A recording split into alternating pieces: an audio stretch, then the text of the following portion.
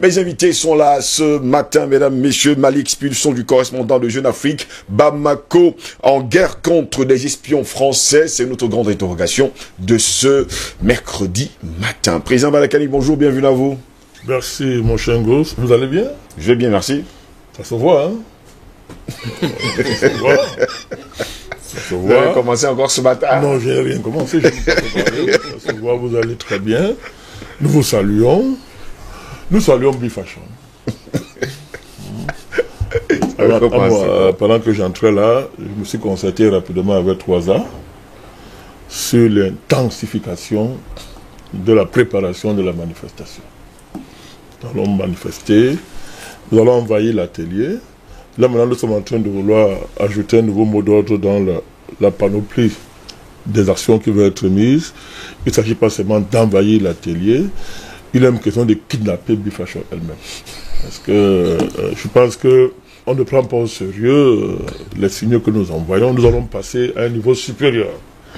Nous allons maintenant intégrer dans l'action le fait qu'elle-même là, non seulement on va envahir l'atelier, mais elle-même là, on va la kidnapper. On est obligé d'arriver là parce que nos signaux ne sont pas pris en compte. Donc, il n'est pas normal. Ce genre d'injustice est intolérable. C'est une injustice même géopolitique. C'est une attaque contre le mouvement panafricaniste. C'est pas ça, Charlie. Il faut qu'on passe à un autre niveau. Tout à fait. Qu'elle comprenne qu'on n'est pas en train de s'amuser. Tout à fait. Voilà. Donc, on va nous sentir passer. Donc, je suis toujours impressionné par ta vaste culture musicale, mon cher Ngoz, très très cultivé sur le plan de la... Vous êtes une mémoire, hein? Une espèce de bibliothèque culturelle en matière de musique. Je commençais comme DJ. Non, ça ne me surprend pas. Vous avez une très vaste... vous avez une très vaste culture à ce niveau-là. D'ailleurs, Samson Shoga... C'était... Non loin de vous, hein. Piment Disco International. Piment Disco International, c'était juste là. À Nebel, il faut le dire. Oui, à Nebel. Donc, si vous entendez pas de Piment Disco International, je suis passé par là. Je connais très bien. Donc, Samson, vous avez dit tout à l'heure, vous avez dénoncé le dénuement dans lequel ils sont morts. Oui. Mais il y a plus grave, c'est que ce patrimoine musical extraordinaire qu'on appelle la SICO, qu'est-ce qu'on en fait? Qu'est-ce qu'on en fait? Et c'est ça qui trahit l'indigence de la politique culturelle au Cameroun.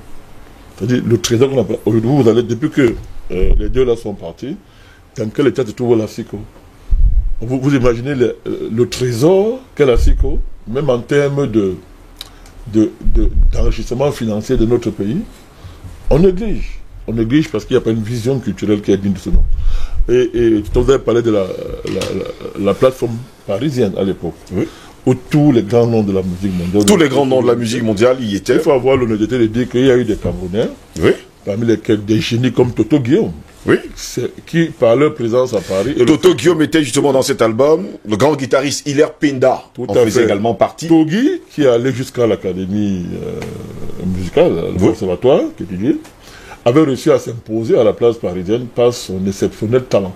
C'est qui a donc fait que il faisait tourner autour de lui toute la fine fleur, les cassaves, tout ça, toute la fine fleur musicale, à cause de l'influence qu'il avait, tournait autour de lui, et ça fait qu'il y a eu une plateforme, n'est-ce pas, camerounaise, qui a fait que les musiciens, les auteurs, compositeurs camerounais avaient de la matière. Quand vous alliez à Paris, il y avait la matière, tout le Gotha de la musique, comment on dit ça, était très mobilisable, oui, au profit des auteurs compositeurs camerounais à cause du génie des gens comme Toto Guillaume, sans oublier le grand Manou, le grand Manou, tout ça, qui a fait qu'à un moment donné la musique camerounaise a beaucoup pincé et a rayonné pendant un bon bout de temps. Mais tout ça aujourd'hui, il n'y a plus tout ça. C'est remplacé par les papiers hygiéniques. Les gens qui font des musiques papier hygiénique, on écoute 2 fois, on envoie au WC, parce qu'il n'y a pas une véritable démarche de politique culturelle qui vise à conserver, à fructifier ce patrimoine, qui pourtant est désormais une industrie qui peut faire entrer beaucoup d'argent au Cameroun. Je ne parle pas du rayonnement diplomatique. Aujourd'hui, il y a la diplomatie culturelle. Les gens ne le savent pas. Donc, le moment que nos autorités se ressaisissent et que tous ces trésors-là ne disparaissent pas. On l'espère également, président Balakani, merci d'être là ce matin. Albert Natola ici, bonjour, bienvenue à vous. Bonjour à vous, Steve Joslongos. Je salue le président Balakani. Je salue les autres co-panélistes que vous allez présenter derrière moi. dans les coulisses, vous nous avez indiqué que Bifache va envoyer une émissaire à Dibia pour prendre les mensurations des différents panélistes qui sont... Ce sera fait, ne vous inquiétez surtout. Ça fait plus d'une semaine que c'est promis Dieu. Nous passons au niveau supérieur. Ça fait plus d'une semaine. Hein. Donc là, je commence à croire que c'est une arnaque. Hein. Nous passons au niveau supérieur. Si, ça commence à ressembler à une arnaque là. C'est pas seulement l'envahissement de l'atelier. On va passer à un niveau supérieur. Voilà. Je dis bonjour à la chaîne de distribution de cette produit, cette tribune matinale qui est devenue inculte. Je dis bonjour en Afrique. Je salue les Sénégalais, justement, à qui l'équipe nationale a apporté un peu de bonheur dans l'océan des galères, dans lequel leur plonge leur chef d'État, qui est un francophile assumé, et un France-africain aguerri. Je salue... Un vigile. Absolument. L'un des vigiles du syndicat. Je salue le monde, notamment les Guadeloupéens, les afro-descendants de la Guadeloupe, de la Martinique, de la Nouvelle-Calédonie, de la Guyane. En tout cas, tous ces gens-là qui se battent, qui sont pas seulement pas des mélanodermes, qui ont une peau mélanisée. Il y en a aussi qui sont très très engagés de ce côté-là. Eh bien, si je l'engose, mon coup de gueule ce matin, c'est un événement que j'ai vécu hier. Pardon. Nous sommes au niveau du lycée technique de Koumassi. À ce niveau, il y a des feux. Oui. À cette heure précise, c'est la sortie des élèves. Il y a donc un locoderme qui débouche de nulle part. Il grille un feu. Quand il n'est pas une usagiste, ça dit qu'il est auteur d'un accident maté de la circulation. Au lieu de s'arrêter, il commet un autre délit, le délit de fuite. Et dans sa fuite, il manque de renverser 3 piétons. Je vous dis que c'était le codem qui était au volant. J'ai quand même eu le reflet du journaliste de relever l'immatriculation de la voiture. Il s'agit de CE 970 KO. Il s'agit d'une Mercedes 200 classée, couleur bleu nuit. Je pense que ceux qui nous regardent, les autorités qui nous regardent, qui nous suivent, doivent retenir cette immatriculation CE 970 KO, marque de voiture Mercedes 200 classée, couleur bleu nuit. Alors, ça à la police. Non, ils sont en train de suivre.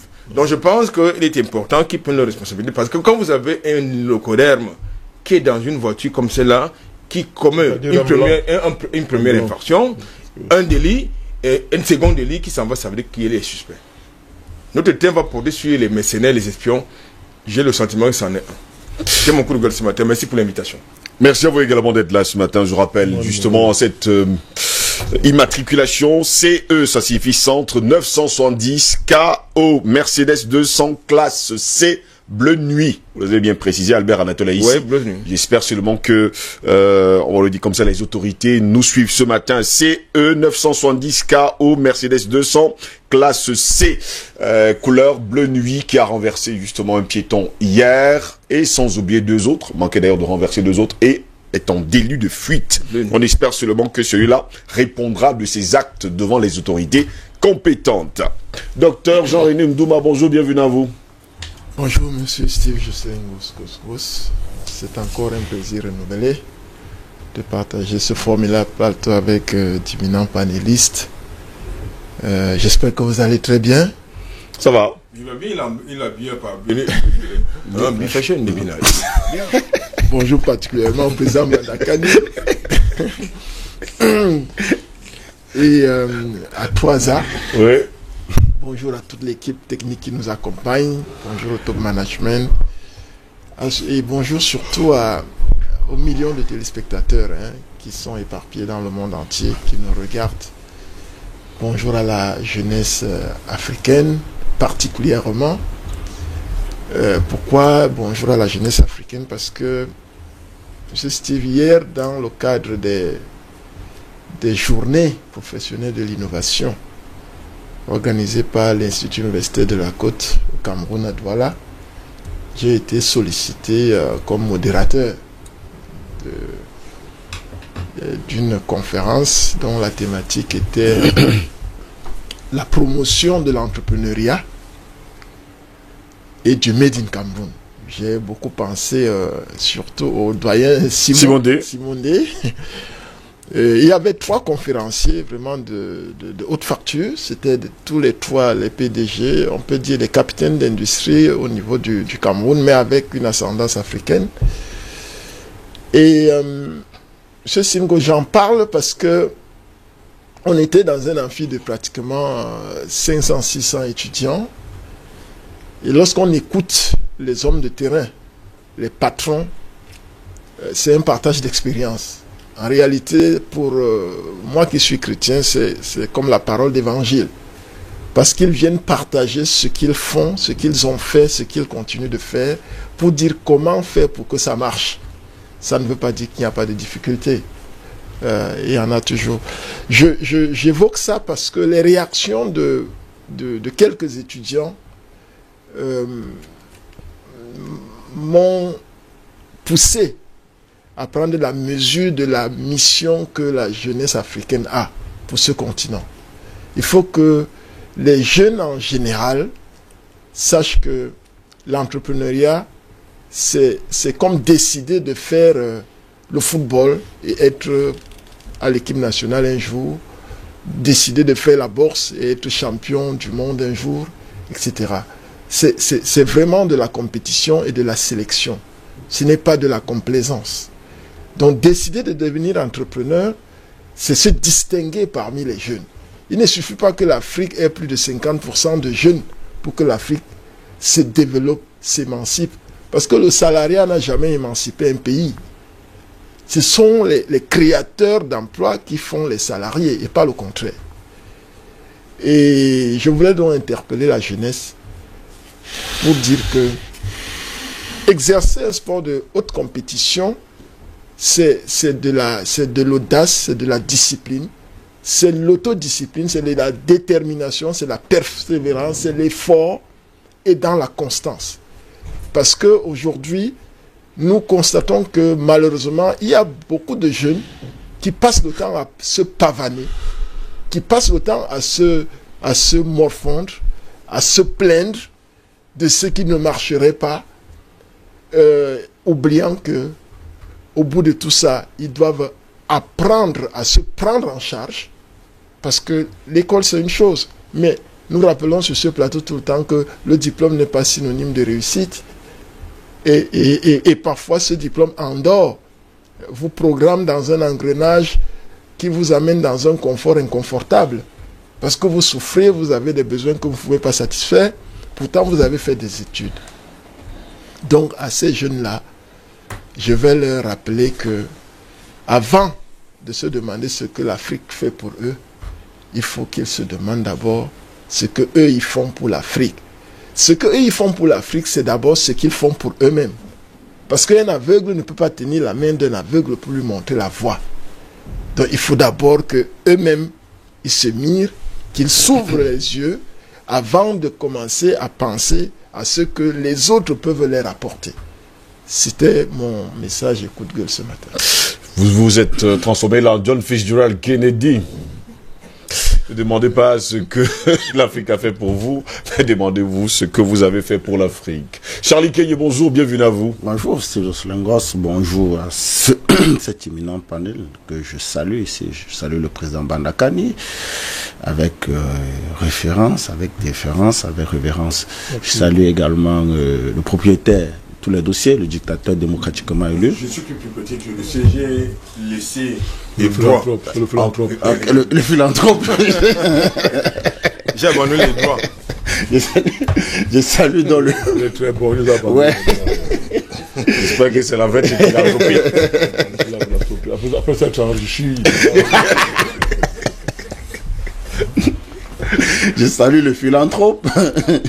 Je salue le docteur Ndouma. C'est toujours un honneur, un plaisir d'être à ses côtés, qui fait partie vraiment de cette trempe d'intellectuels que nous avons au Cameroun, de vrais intellectuels, qui, au-delà de la casquette de chercheurs et d'académiciens, se plaisent justement à venir nous apporter le savoir de façon pratique sur des plateaux de télévision, justement en mettant en avant les thématiques qui font honneur à l'Afrique. Et justement, dans l'Afrique, on a besoin. Donc, je salue cette prise de position. Il faut saluer parce que très peu d'intellectuels le font, parce qu'ils rêvent pour aller enseigner et faire des recherches en Europe. Donc, prendre position comme il le fait, c'est à saluer. Je salue également votre propre personne, Sylvio Solengos. Je salue la marque Be Fashion.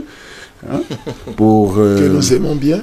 Oui, que nous aimons bien, mais que nous allons continuer par prendre d'assaut, parce que en réalité, nous vivons des injustices à cause de cette marque-là, qui moi personnellement, il faut le dire à Mondovision, parce que une fois aux côtés de Sylvio Solengos à Yaoundé, nous étions ensemble, et j'ai demandé à la promotrice de cette marque, mais et comment nous aussi, vous ne pouvez pas nous habiller?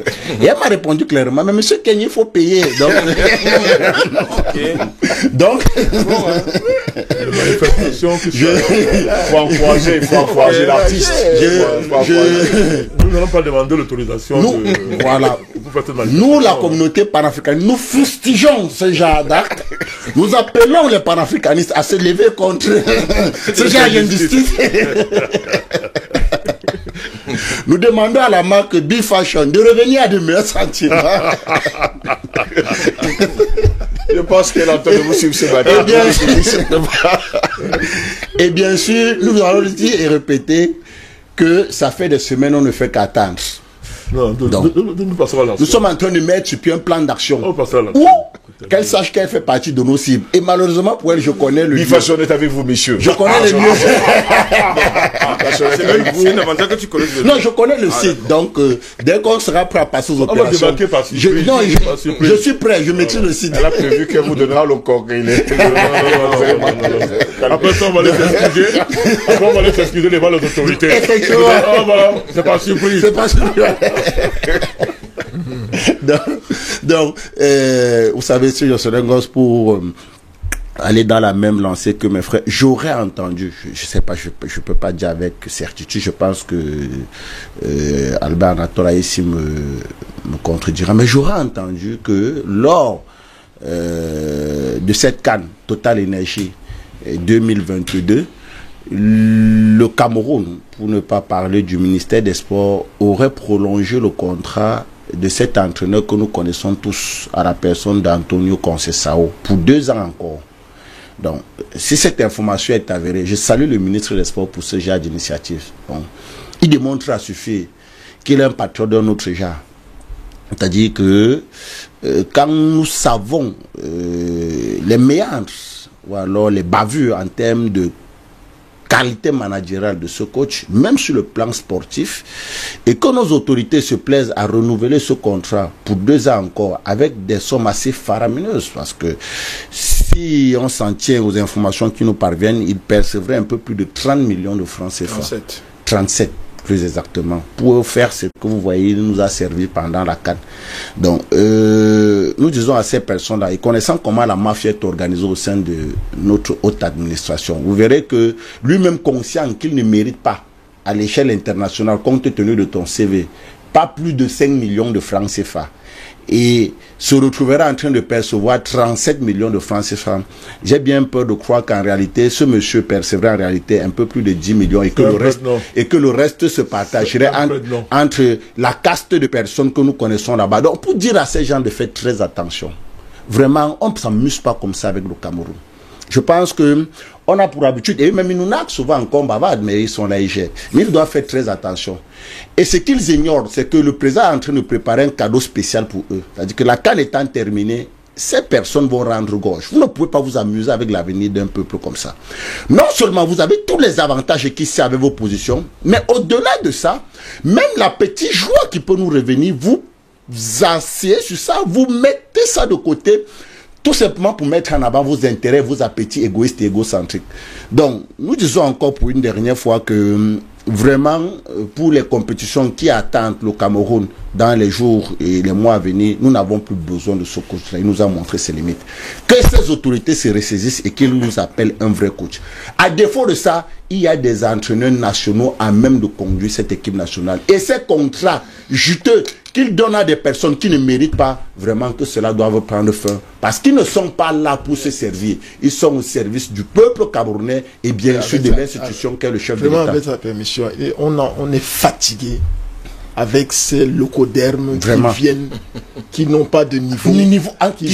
Là, je ne parle même pas de cet entraîneur particulièrement. Nous sommes fatigués de constater que pour un événement de cette envergure, le Cameroun soit parmi les rares pays à avoir encore un blanc comme entraîneur. Vraiment, on préfère perdre avec un Camerounais qui a montré ses preuves.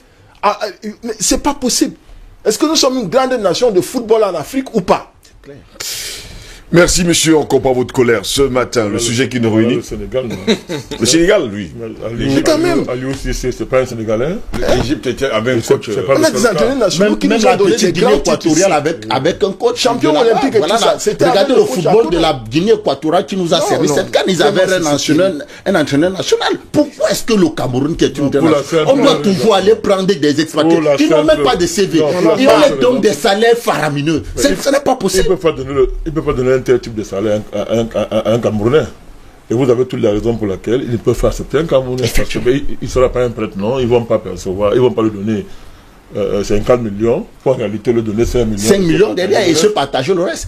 Donc que cette marche arrête. Vraiment, ce pays, on n'a plus besoin de ça. Merci monsieur, on vous comprend parfaitement. On comprend également votre frustration ce matin. Mali, expulsion du correspondant de Jeune Afrique, Bamako, en guerre contre des espions français. C'est notre grande interrogation de ce matin. Mesdames, messieurs, bienvenue à toutes et à tous.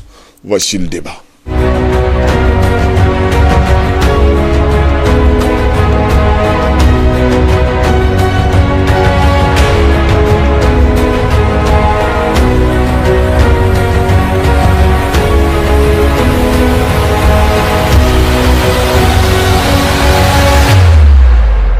Un clin d'œil à B-Fashion ce matin, malgré les coups de gueule des uns les autres. B-Fashion, c'est la marque de l'Afrique. Elle demeure la marque de l'Afrique. Mali, expulsion du correspondant de Jeune Afrique. Bamako en guerre contre des espions français. C'est notre grande interrogation de ce mercredi 9 février de l'an de grâce 2021.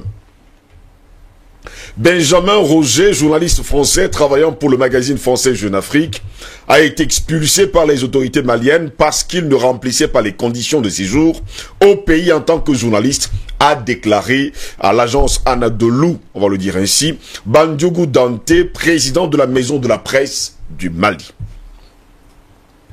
Ce journaliste était arrivé sur le territoire malien dans la nuit du 6 au 7 février, muni d'un visa, nous dit-on, en règle et sans dissimuler sa profession, a expliqué le magazine Jeune Afrique dans un communiqué.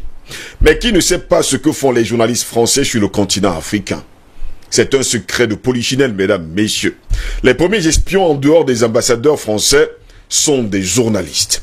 Sous la casquette de chercher des informations, ils enquêtent sur des sujets qui ne les concernent pas et sont les messagers du Quai d'Orsay qui leur dictent quoi dire, écrire et surtout diffuser. Objectif, mesdames, messieurs, dénigrer, humilier, donner une image fausse d'un pays africain en grossissant l'information. Si information il y a, n'est-ce pas là de la calomnie? Il y a encore quelques jours, précisément le 3 février dernier, le Mali, par la voix de son ministre des Affaires étrangères et de la coopération internationale, avait demandé à toutes les missions diplomatiques et postes consulaires du Mali à redoubler de vigilance et de rigueur en matière de délivrance de tout type de visa d'entrée au Mali, rappelant le caractère particulier que vit le pays actuellement. 72 heures plus tard, on se retrouve face à un nouveau dilemme et surtout un nouveau sujet. Bandiougou Dante, président de la presse du Mali, a indiqué qu'on lui est reproché d'être venu au Mali pour faire son travail de journaliste sans accréditation, alors que le Mali avait révisé les conditions d'obtention d'accréditation pour les journalistes étrangers compte tenu de certaines situations et de l'état du pays. Les autorités ont jugé utile de prendre certaines dispositions pour moraliser la délivrance des accréditations et d'ajouter que le journaliste de Jeune Afrique est venu au Mali alors qu'il ne remplissait pas les conditions de séjour au pays en tant que journaliste. Ce sont ses propos. Dante Bandiougou, par ailleurs, a expliqué que dans tous les pays du monde entier, l'entrée des journalistes étrangers est encadrée par des textes. Ces textes souhaiterait que l'intéressé fasse une demande d'accréditation 15 jours avant son arrivée pour pouvoir opérer sur le territoire national. Et comme le journaliste a un statut particulier, cela est encadré par des textes qui normalement doivent être respectés. Les a-t-il respectés finalement? Pourquoi y était-il? C'est notre grande interrogation encore ce matin. Toutefois, le président de la Maison de la Presse du Mali souligne qu'en temps normal, il y a des choses qui sont tolérées. Aujourd'hui, on a estimé qu'à cause de certaines pratiques constatées par les journalistes français, les dirigeants maliens ont estimé que, dorénavant, il faut être regardant par rapport aux accréditations des journalistes étrangers. Par ailleurs, Bandiougou Dante a condamné cette expulsion de Benjamin Roger et appelé les journalistes du monde entier, en particulier les correspondants de presse étrangère, au respect des lois et procédures normales en vigueur au Mali.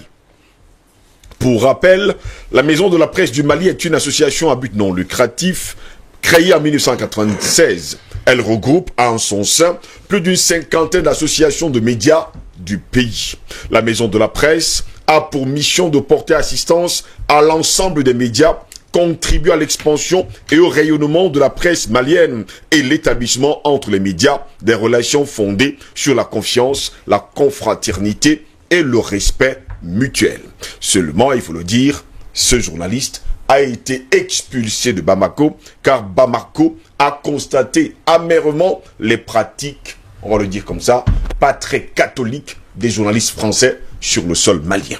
Président Badekani, je me tourne vers vous, votre réaction. Ben, mon cher Ngos, même quand il respecte les exigences administratives et juridiques pour pouvoir exercer sur un territoire, qu'est-ce qu'il change dans leur comportement? Rien. Rien. Donc, que les exigences élémentaires administratives qui doivent être respectées n'ait pas été le cas pour ce que vous appelez correspondant du Jeune Afrique à Bamako, n'est pas pour moi le plus important. Parce que comme je le dis, même quand ils respectent ces règles-là, c'est qu'ils font. C'est la même chose, ce que vous avez dit, l'espionnage. Oui. Ce sont des agents de la guerre géopolitique comme le continent africain. Les journalistes sont des militaires d'un autre genre. Les journalistes sont des assassins, pour le cas des pays occidentaux, sont carrément des assassins en col blanc. Sont des assassins en col blanc. Donc ces médias-là sont, je veux dire que ce cas-là, cette expulsion, ne pose que sur la table le problème des médias, et en particulier les médias occidentaux, dans la guerre que l'Occident livre à l'Afrique. C'est comme ça de mon point de vue, que moi j'aborde ce cas précis-là. Ça pose sur la table le rapport des médias, leur rôle dans la guerre qu'on livre à l'Afrique. Et nous voyons que, nous constatons simplement que, mon cher Ngos, que ces médias-là sont des militaires d'un autre genre. C'est honneur et fidélité. Mais à quoi? Honneur et fidélité, à quoi? Si les militaires ont des rôles bien précis, à savoir de défendre l'intégrité territoriale et de sécuriser le pays, oui. Mais quelle est la mission des journalistes? On ne nous a jamais dit, mon cher Ngos, dans toutes vos chartes déontologiques, on n'a jamais dit que vous étiez honneur et fidélité. Du tout. On a dit que vous traitez l'information, que vous concourez à libérer la vérité de toutes les entraves, n'est-ce pas, qui l'empêchent d'être accessible. On nous a dit que vous êtes là pour traiter de l'information et mettre à disposition, n'est-ce pas, du public, du grand public, et le traitement de cette information-là vous exige d'être objectif, n'est-ce pas, d'être très objectif. Il y a des canons professionnels que vous devez respecter en matière de traitement de l'information, l'objectivité, c'est-à-dire recouper vos sources, s'assurer que de bien faire la part entre l'information et vos commentaires personnels. Je ne suis pas journaliste, mais je passe sous le contrôle de deux grands journalistes que vous êtes. Je ne me suis pas trop éloigné de la vérité. Donc c'est ce qu'on vous demande. Mais on ne nous a jamais dit que les journalistes étaient des militaires. mon cher Ngoz, que c'était des gens qui accompagnaient le crime, qui étaient là pour blanchir les crimes, qui étaient là pour, justement, enterrer la vérité. Mais c'est ce qu'on voit aujourd'hui. C'est pour ça qu'il y a un grand courant dans le monde aujourd'hui qui dit que le journalisme est mort. Que depuis la chute du mur de Berlin, n'est-ce pas, et depuis l'avènement, l'accélération de ce qu'on appelle globalisation, alors qu'on a fait croire que, on a dit, les autoroutes de l'information et de la communication, oui. Que, bon, on a l'impression qu'il y a une explosion de l'information et de la communication et que nous aurons tous accès maintenant à la connaissance à cause du flot de la liberté de l'information. Mais qu'est-ce qu'on voit? C'est-à-dire que les outils technologiques rendent accessible, n'est-ce pas, sont censés faciliter l'accès à des informations, mais qu'est-ce qu'on observe? Un abrutissement des citoyens comme on n'a jamais vu au Parlement. D'abord, regardez ici, regardez nos émissions. Nous subissons la censure, non? Ouais. Mais c'est pas la démocratie? Pourquoi on censure les émissions en DBS? Pourquoi on nous interdit de parler? Pourquoi? Et qui censure? Les parangons de la démocratie. Et ça pose notre problème. Faites les GAFAM là, c'est dans les mains de qui? À partir du moment où il a admis que l'information est un bien public, c'est-à-dire que ça relève du service public, mon cher Ngoz. Donc ça relève de l'intérêt général. Vous m'expliquez pourquoi, prenez les GAFAM, c'est dans les mains de qui? Des hommes d'affaires, des entreprises, high-tech. Mais est-ce que high-tech représente l'intérêt général? Est-ce que high-tech comprend ce qu'on appelle l'intérêt général? Elle qui n'est que préoccupée, comme tout businessman, que par son profit personnel. Cherche le profit. Alors, si high-tech contrôle les médias numériques, mon cher Ngoz, qui sont censés se soumettre à des principes constitutionnels qui protègent la liberté d'expression. Il paraît que dans notre monde, ce sont des libertés fondamentales, c'est ce qu'on nous a appris. Mais qu'est-ce qu'on observe aujourd'hui? Les high-tech, les GAFAM, marchent sur la liberté d'expression.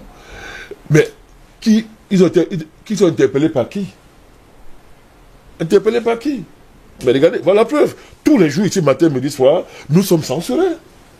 Mais ça n'émeut personne. Mais ailleurs, dans des pays comme le Nigeria, il y a eu ça au Nigeria d'abord, à un moment donné, mais en Russie, par exemple, les Russes ont dit carrément que si Facebook et consorts continuent à censurer, n'est-ce pas, à s'attaquer à la liberté d'expression des Russes, l'État russe va réagir. Parce que l'État russe a le devoir de protéger la liberté d'expression. Et Facebook a reculé très rapidement. Mais ici en Afrique, c'est un non mandat, ils font ce qu'ils veulent. Ils font ce qu'ils veulent. Donc, cette situation pose sur la table le rôle des médias, mon cher Ngoz. Pour le cas précis des Jeux d'Afrique et des médias, médias france-africains sur le continent, je veux vous convoquer un principe rapidement. On considère qu'une presse est libre si elle n'est pas aux mains de l'État. Parlons comme ça. C'est ça, l'indépendance de la presse, d'après les principes consacrés, c'est que non, il doit être libre du pouvoir d'État. Hein, et en Afrique, on a fait croire que la liberté de la presse, c'est par excellence attaquer l'État. C'est-à-dire un journaliste est libre lorsqu'il est en permanence contre l'État. Mais regardez très bien, dans les associations des journalistes africains, qui parrainent ces associations, c'est pas la France. Parce que vous avez demandé, je suis dans votre sujet, hein, oui. L'espionnage. Qui parraine ça? C'est la France. C'est la France, c'est le Quai d'Orsay, ce sont les services français qui parrainent la plupart des associations des journalistes ici qui sont censés défendre la liberté de la presse. Qu'est-ce qu'on observe à l'intérieur? Ces journalistes africains sont très à l'aise, très à l'aise avec RFI, France 24, TV5 et tutti quanti. Mais ces médias-là appartiennent à qui? Ce sont des médias d'État. Mais pourquoi, quand c'est les médias occidentaux, on estime que on peut être des médias d'État et être indépendant, et être libre?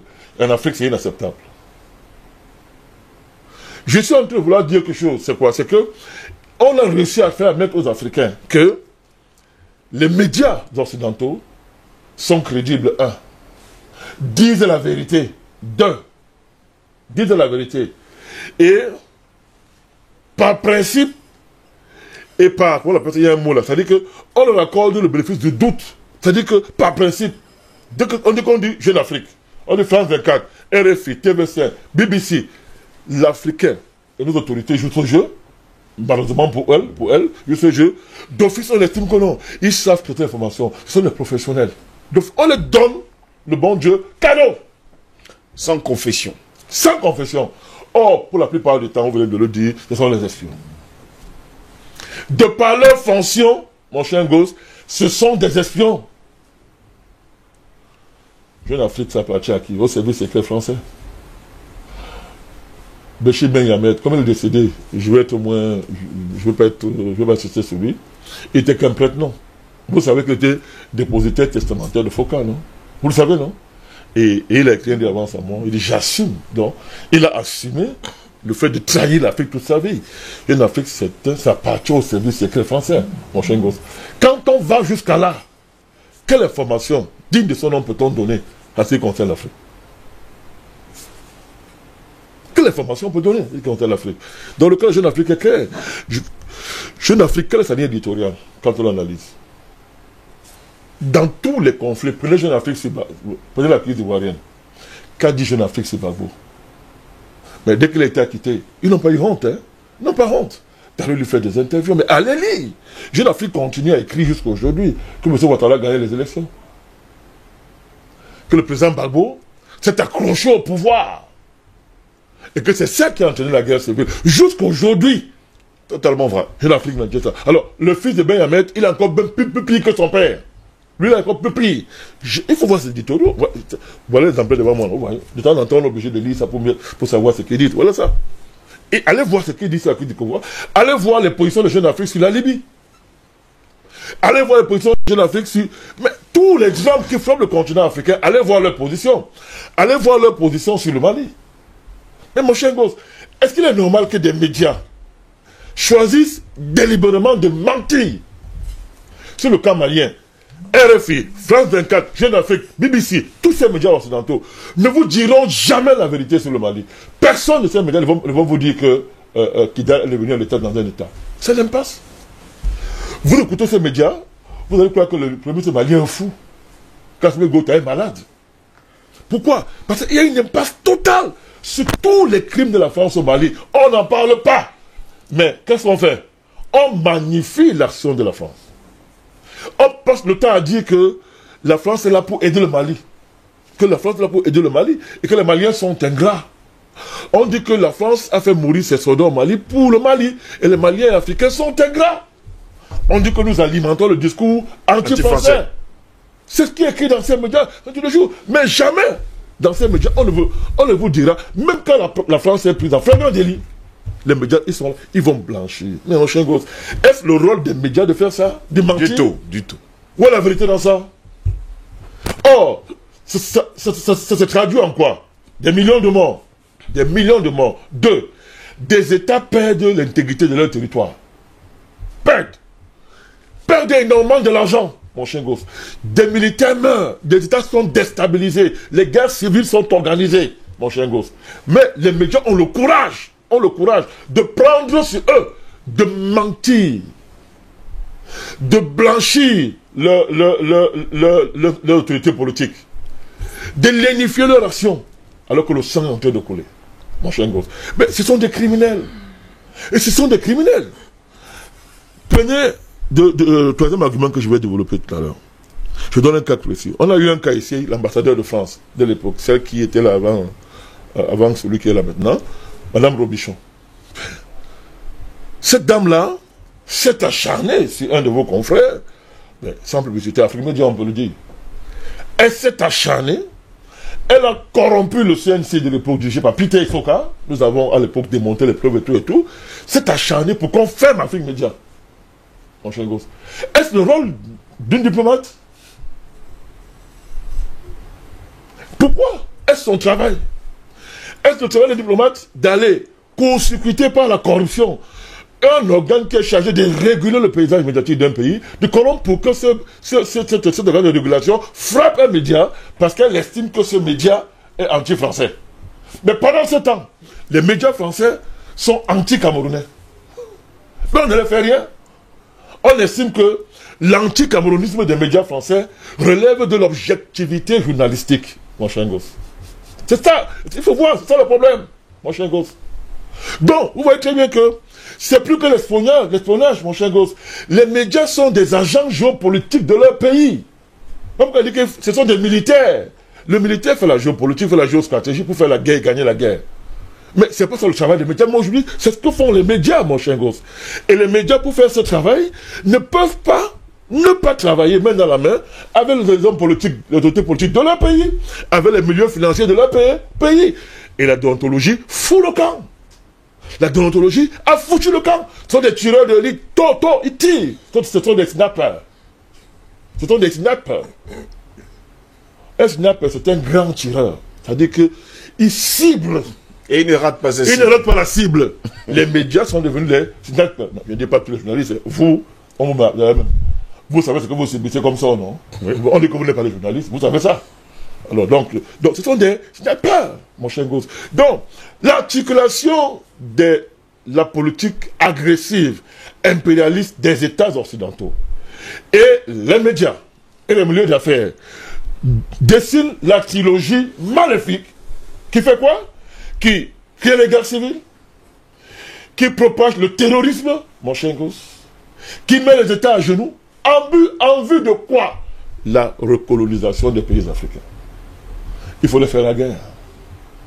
Il faut simplement faire la guerre à ces médias, mon cher. On n'a pas le choix. Il faut leur faire la guerre, mon cher gosse. À l'heure actuelle, l'ambassadeur de France du Cameroun à l'heure actuelle, qu'est-ce qu'il est en train de faire? Nous sommes au courant des projets français contre les médias panafricanistes. Nous sommes au courant. À l'heure actuelle, l'État français a décidé de détruire les médias panafricanistes, de les infiltrer, de les assécher financièrement, y compris d'aller à l'extrême. Y compris aller à l'extrême. Je vous donne l'information claire. Et vous savez que ce que je dis est vrai. Totalement. On est au courant de beaucoup de choses qui se préparent. Oui. Voilà. Donc il est question même d'infiltrer, de retourner les journalistes, des panélistes. Il y a toute une dynamique qui est mise en œuvre pour infiltrer ce mouvement, à tout point de vue. Et c'est la France qui l'organise, mon cher gosse. Et dans ça, voilà la liberté de la presse. Voilà la liberté de la presse quand un État s'organise de manière géopolitique et géostratégique pour attaquer la liberté de la presse. Attaquer les journalistes que notre conception du métier. Et qui ne sont pas alignés. Parlons de Jeune Afrique, je vais terminer par là. Jeune Afrique. On a fait un article sur nous, les panafricains. Vous êtes au courant, non? Totalement. Peut-être demain, on ne peut parler de lui, mais il est concerné. Alors, moi, Jeune Afrique dit, j'ai oublié le numéro, c'était au mois d'août 2021, mois d'août 2021. Jeune Afrique dit que nous on prend l'argent au Kremlin. Bon, c'est pas ça qui est grave. Mais ce qui est grave, c'est que la déontologie journalistique, l'éthique du métier interdit de faire ça. Il manque sur nous. Moi, jamais vu un russe de ma vie. Je sais que c'est pareil pour vous, on se connaît. Jamais de ma vie. Mais comment un média, entre guillemets, de cette dimension, peut écrire ça? Pourquoi? Ils savent que on n'a pas les moyens de leur faire un procès. Ils le savent. 2, ils sont protégés par leurs États. 3, la Russie ne va pas démentir un truc comme ça n'a pas de sens. On ne demande pas ce qui est faux. Donc du coup, on nous lynche publiquement. On nous livre, on nous lynche publiquement. Et on dort tranquille. Ils dorment tranquille. C'est-à-dire que moi, tout ce que j'ai dit ici sur ce plateau, je n'ai jamais rien dit sur un plateau que je ne peux pas démontrer. Voilà pourquoi depuis 12 ans, ce combat, mon chien gosse, on est tous debout comme ça. On n'a jamais eu un procès contre nous. Jamais. Tout ce que moi je viens de dire sur un plateau, j'ai des éléments. Et je me réserve des éléments parce que je sais qu'on peut nous attaquer. Mais pourquoi ils ne le font pas? On a d'apporter la contradiction et c'est limité à ça. Qu'est-ce que Jeune Afrique fait? Jeune Afrique va dire que nous on prend de l'argent au Kremlin. On est stipendié par la Russie et la Turquie. Ça c'est Macron qui l'avait dit. Propos repris par Jeune Afrique. Non, comme Macron le dit, on peut dire qu'il n'est pas journaliste. C'est un petit fou. C'est un malade mental. Il peut dire des bêtises. Même si c'est grave que le président de la France descende à ce niveau, mais hier j'ai dit que bon, on est très supérieur à lui, donc je peux comprendre ça. Mais que des journalistes qui sont, soi-disant, attachés à l'éthique de votre métier, à la déontologie, ça donne un mensonge comme ça sur la vie des gens. Attaque de cette manière la réputation des gens. Peut faire démontrer, ça veut dire que votre métier est en péril. Il y a un péril sérieux, mon cher gosse. Il y a un péril sérieux quand allez-vous dans un tel journal. Alors moi je dis, vous étiez malienne, pour une fois, si vous étiez malienne là, j'ai dit, c'est petit ce que vous avez fait. Pour une fois. Pour le cas là, c'est petit. Monsieur le colonel Assimi Goïta, monsieur le premier ministre du Mali, avec tout le respect que nous vous devons, ça, pour nous, pour moi, c'est petit. Il faut couper le signal de France 24 et de RFI. Si moi je suis président d'un pays, je veux le faire. Couper le signal de RFI, de France 24, TVC, de tous les médias français pour ne parler que. Vous savez pourquoi? Parce qu'il n'y a aucune réciprocité en France. Aucune réciprocité. Est-ce qu'un média africain peut mettre en France de manière libre, dénoncer la politique de la France? C'est possible ça? Du tout. On vous censure, on ferme. Mais qu'est-ce qui est arrivé à Télé Sud? Pardon, qu'est-ce qui est arrivé à Télé Sud? La France a monté la sœur du président Ali Bongo. Comment elle s'appelle encore? Sa sœur là. Pascaline. Non, pas Pascaline. C'est Pascaline. C'est sa mère. C'est pas Pascaline. Voilà. On l'a montée pour détruire Télé Sud. Elle a acheté, elle a détruit, elle a acheté, et elle a dissous la ligne éditoriale. Oh, que faisait Télé Sud? Un peu de panafricanisme, je dis bien un peu. Vous parlez de panafricanisme, on a fermé ça. Vous ne pouvez pas être en France, vous diffusez des informations qui vont nuire à l'État français. On vous ferme, mon cher gosse.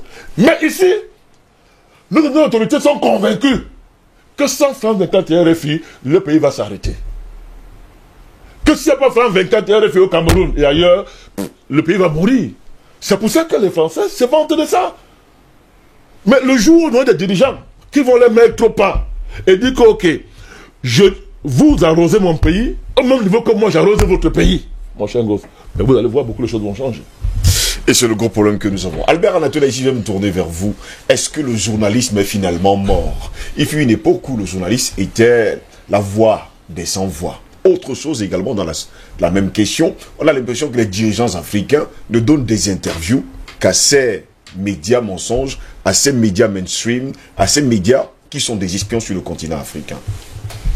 Écoutez, Steve Longos, avant tout propos, je voudrais déjà vous indiquer que je milite pour la liberté d'expression et plus généralement, plus spécifiquement, j'allais dire, la liberté de la presse.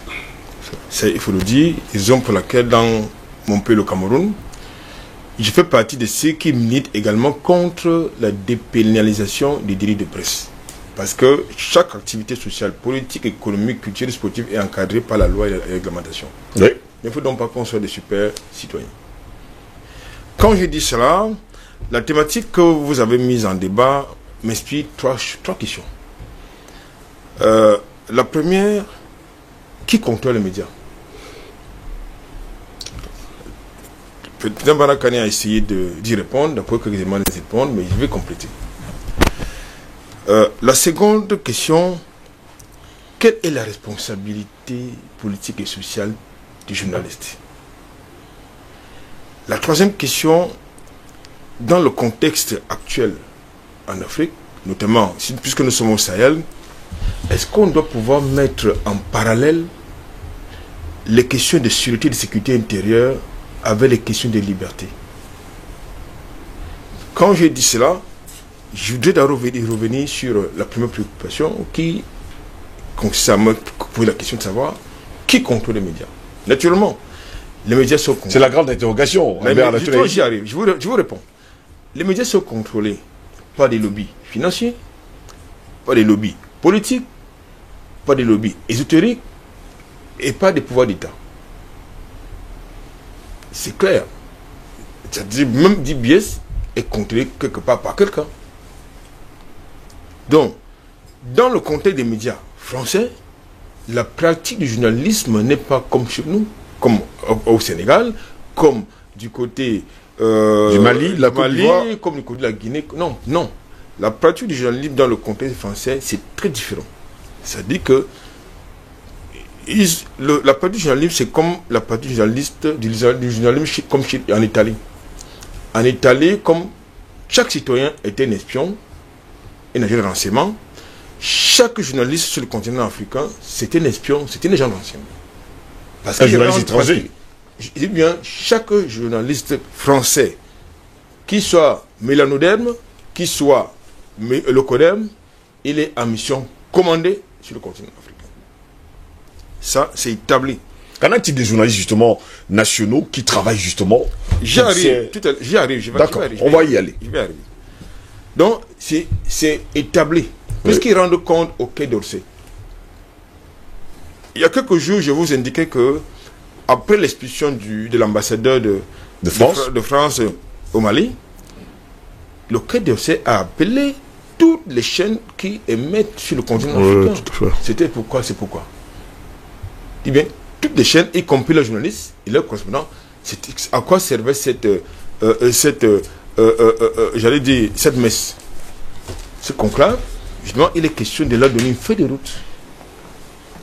Et cette feuille de route, c'est fait de bashing, fait de la désinformation, n'est-ce pas? Fait de la manipulation. C'est ça qu'il s'agit.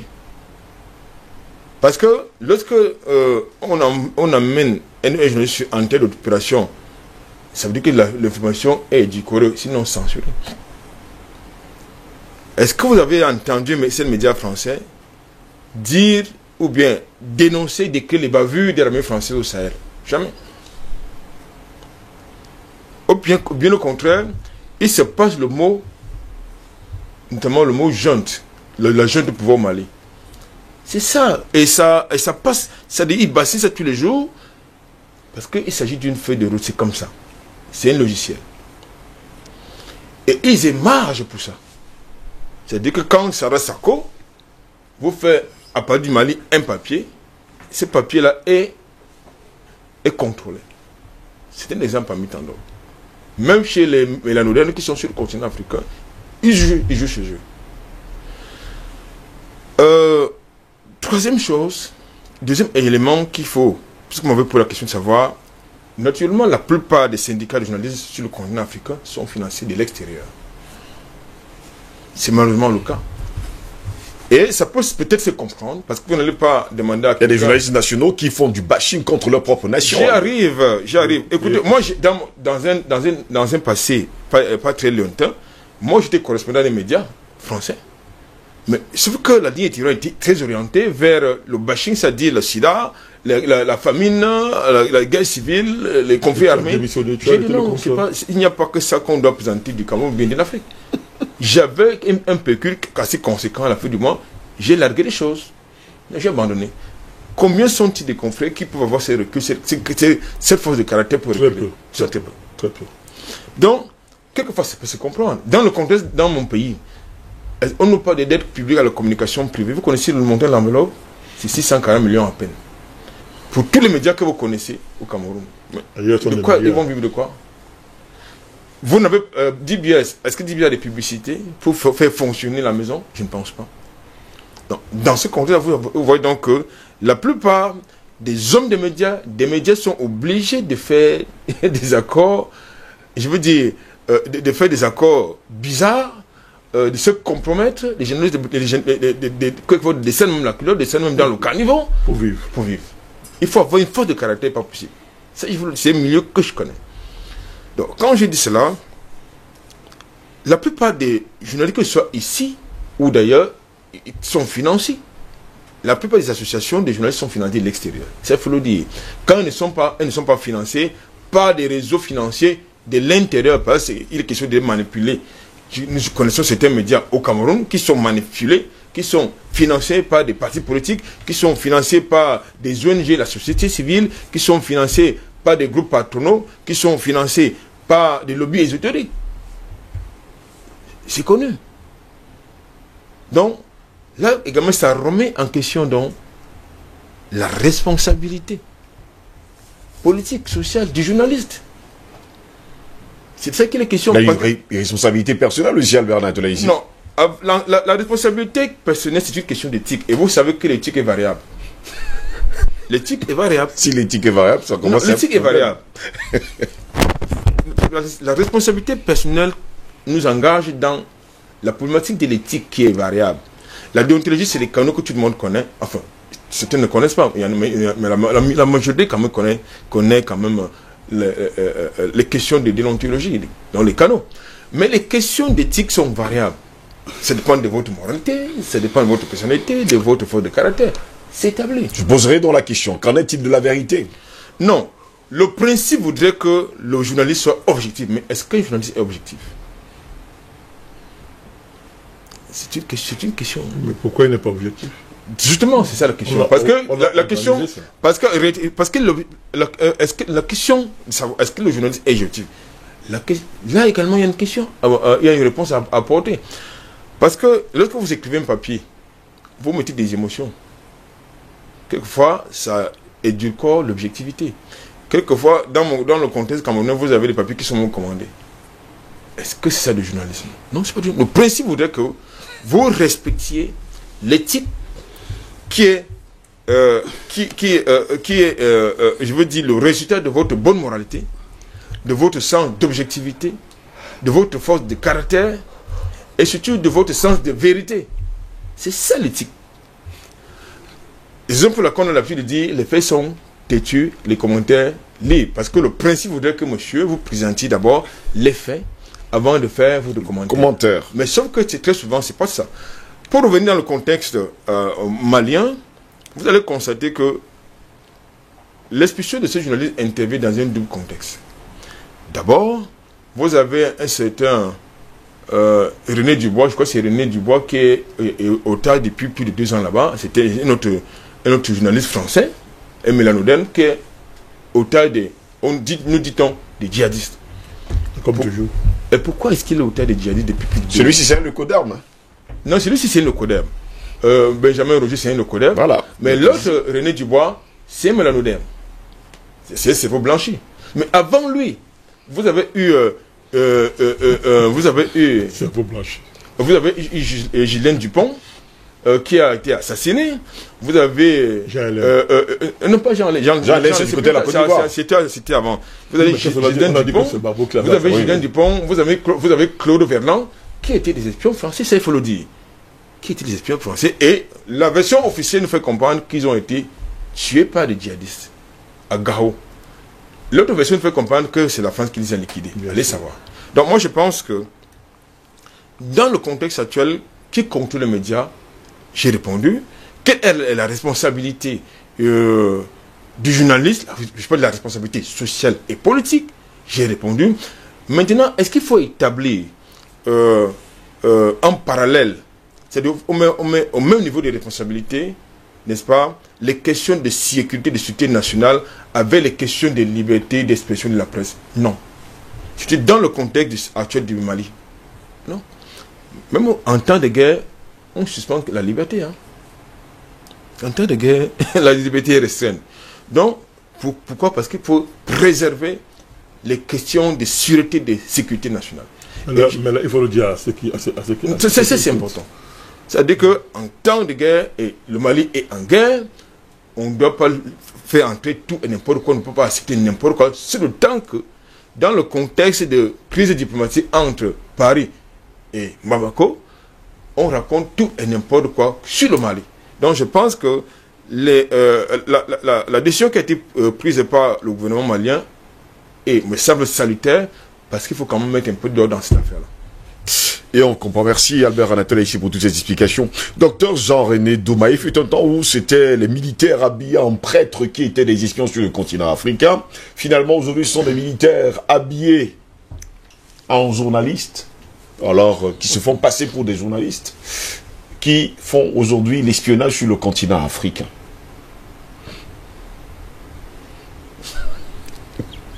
Alors, c'est une thématique extrêmement sensible parce que les 2-3 choses avant d'apporter un point de vue sur la question. Jeune Afrique, c'est quoi? Parce que Nous, on connaît Jeune Afrique depuis, j'entends parler de Jeune Afrique, je ne me suis jamais intéressé particulièrement à Jeune Afrique. C'est des millions de francs quand on donne une interview, on prend une interview, par exemple, du chef de l'État. Oui. Non, centaines de millions. Centaines de millions. Vous vous imaginez? Alors, Jeune Afrique, juste pour rappeler à ceux qui ne le savent pas, a été créé en 1960. 1960, évidemment par un Tunisien qui, je pense que le nom a été donné, avec un siège, le siège social à Paris. Oui. Hein? Le siège social à Paris. On crée, un Africain crée un journal et le siège et quelle social vocation panafricaine, s'il vous plaît? Et dit-on, ce serait un journal à vocation panafricaine. Donc 1960, pour tous les Africains, ça veut dire ce que ça veut dire. Ce sont les années où l'Occident a cru devoir nous donner les indépendances factistes. Et alors que jusqu'aujourd'hui, nous ne sommes véritablement pas indépendants. C'est pour ça que nous nous battons pour que véritablement ces indépendances-là soient réelles, soient concrètes, que nous devenions des États souverains. Donc, lorsque je l'ai dit, quand en 1960 on crée Jeune Afrique, en France, basée à Paris, sachant que c'est la même année où la France donne entre guillemets les indépendances à plusieurs pays d'Afrique, alors que ce ne sont pas les indépendances, il fallait un certain nombre d'outils pour tenir, pour continuer de tenir, de contrôler, de gérer l'Afrique à partir de Paris. Parmi ces outils-là, on peut facilement se souvenir des chefs d'État qui sont placés, les sous-préfets de la France, qui étaient placés depuis ces années jusqu'à il y a encore quelques temps dans certains pays. On continue de placer ces sous-préfets-là. C'est le cas du vigile en chef de la CEDEAO. Donc, il fallait ça. Ça, c'est un outil. Ce placement des chefs d'État comme sous-préfets qui représentent en réalité la France là où ils sont, c'est un outil pour continuer de tenir les différents pays et de décider en lieu et place de ces différents pays. Lorsqu'on quitte, parce que ces chefs d'État, on sait que ceux qui n'obéissaient plus à un moment donné, on sait comment ils finissaient. C'est des assassinats, c'est des coups d'État, et on remplace avec un autre rebelote, etc. Le deuxième volet, c'est la corruption. Il ne faut pas oublier que la corruption, c'est un outil qui est vieux depuis ces années-là. Parce que, comment vous expliquez le fait que certains chefs d'État en Afrique soient impliqués dans le financement de certaines élections présidentielles en France, avec les mallettes qui partent de l'Afrique, de certains pays, pour aller financer un certain nombre d'opérations? Ça, c'est dans le cadre des élections, mais on ne relève pas les transferts qui ne sont pas transparents, par exemple des métaux précieux qui partent de l'Afrique, des différents pays d'Afrique, pour aller alimenter précisément la France et Paris. Donc, comment est-ce qu'on peut comprendre le fait que on décide, la France décide, à travers les instruments tels que la Banque mondiale, le FMI, oui, de pouvoir privatiser les sociétés publiques dans plusieurs pays d'Afrique, y compris par exemple le Cameroun, à un moment donné, de privatiser les sociétés qui pour certaines, relevaient de la souveraineté de l'État camerounais. C'est-à-dire que quand vous privatisez une société qui doit donner de l'eau à tout le monde, quand vous privatisez une société qui doit fournir de l'électricité à tous les citoyens, mais il y a un problème. Les sociétés stratégiques. Hein. Oui. Il restait seulement qu'on privatise aussi la CRTV. C'est-à-dire que le Cameroun n'est pas un média public. Voyez. Donc, ces privatisations-là, nous savons ce que ça a donné. On privatise et on vous dit qui doit reprendre et au franc symbolique. Tout à fait. D'accord. Lorsque c'est fait de cette manière-là, ces sociétés sont devenues la propriété des Occidentaux, plus précisément de la France, à travers ces mécanismes. Et ces sociétés ne peuvent faire que ce que la France veut qu'elles fassent. Lorsqu'on décide de réduire les salaires, un pays occidental décide de réduire les salaires dans un pays africain, parfois de moitié, par des mécanismes qui obligent l'État, n'est-ce pas, de pouvoir réduire les salaires parce que n'étant plus capable de payer une masse salariale importante. Quand on réduit les salaires de 50% dans un pays, vous pensez que pour les populations, 70%. alors jusqu'à 70% par exemple au Cameroun, mon pays, comment vous pensez que l'État peut avoir des coudées franches pour pouvoir s'occuper de ces populations? Est-ce que ce n'est pas une façon de renforcer, n'est-ce pas, l'installation de la corruption qu'on utilise comme un outil, d'accord, pour pouvoir fragiliser et les élèves qui peuvent être têtus à un moment donné, parce que la corruption, ce n'est pas que entre les citoyens d'un pays en Afrique. La corruption est bien pratiquée au haut niveau pour pouvoir fragiliser chaque fois qu'on veut tenir tête à une situation bien précise. Donc, quand je cite ces éléments, je ne peux pas oublier les bases militaires. Je suis avec un expert en géostratégie qui va certainement peut-être, qui est mieux placé pour en parler. Mais les bases militaires, c'est quoi? C'est pas des outils de la France pour tenir l'Afrique, les outils des Occidentaux pour continuer de tenir, de contrôler l'Afrique. Mais quand on revient sur Jeune Afrique, créé en 1960, est-ce qu'il n'est pas normal que ce soit un outil créé consciemment, volontairement, pour pouvoir, sur le plan de la communication écrite, avoir un instrument comme celui-là? Mais c'est clair. Donc, et l'appellation Jeune Afrique, bon sang, moi, les noms, généralement, cachent, oui, les noms cachent généralement la vraie mission. Jeune Afrique, c'est quoi Jeune Afrique? L'Afrique est le plus vieux continent parce que les Noirs sont les premiers occupants de la terre, etc. Vous créez un journal comme celui-là en 1960 et vous l'appelez Jeune Afrique. Jusqu'à aujourd'hui, ça s'appelle Jeune Afrique. L'Afrique va demeurer jeune, le plus vieux continent, lui, demeurera jeune. Et dans l'esprit des enfants qui naissent, des Africains qui vieillissent, c'est toujours Jeune Afrique. Et aujourd'hui, on nous a donné l'impression que c'est un journal pour les Africains, pour le bien des Africains, parce qu'il est basé en Occident. Et comme le président l'a si bien dit, tout ce qui venait de l'Occident était digéré sans interrogation aucune, comme si c'était vraiment quelque chose de bien. Mais heureusement que les panafricanistes ont commencé à dire on en a marre. Parce que le mensonge pour eux, c'est tout à fait normal. Quand il s'agit de leurs intérêts, le mensonge c'est quoi par rapport aux assassinats, par rapport au génocide, par rapport... Donc ils mentent, ils n'ont pas honte, ils n'ont même pas besoin d'avoir honte. Vous voyez? Donc les publications de Jeune Afrique, pour la plupart, qui sont basées sur des affirmations gratuites, sans preuve, mensongères, la plupart du temps, ça va toujours dans le sens de... On va utiliser le mensonge pour continuer à les maintenir dans l'obscurité, pour les assouvir, pour les mener là où nous voulons qu'ils soient accompagnés.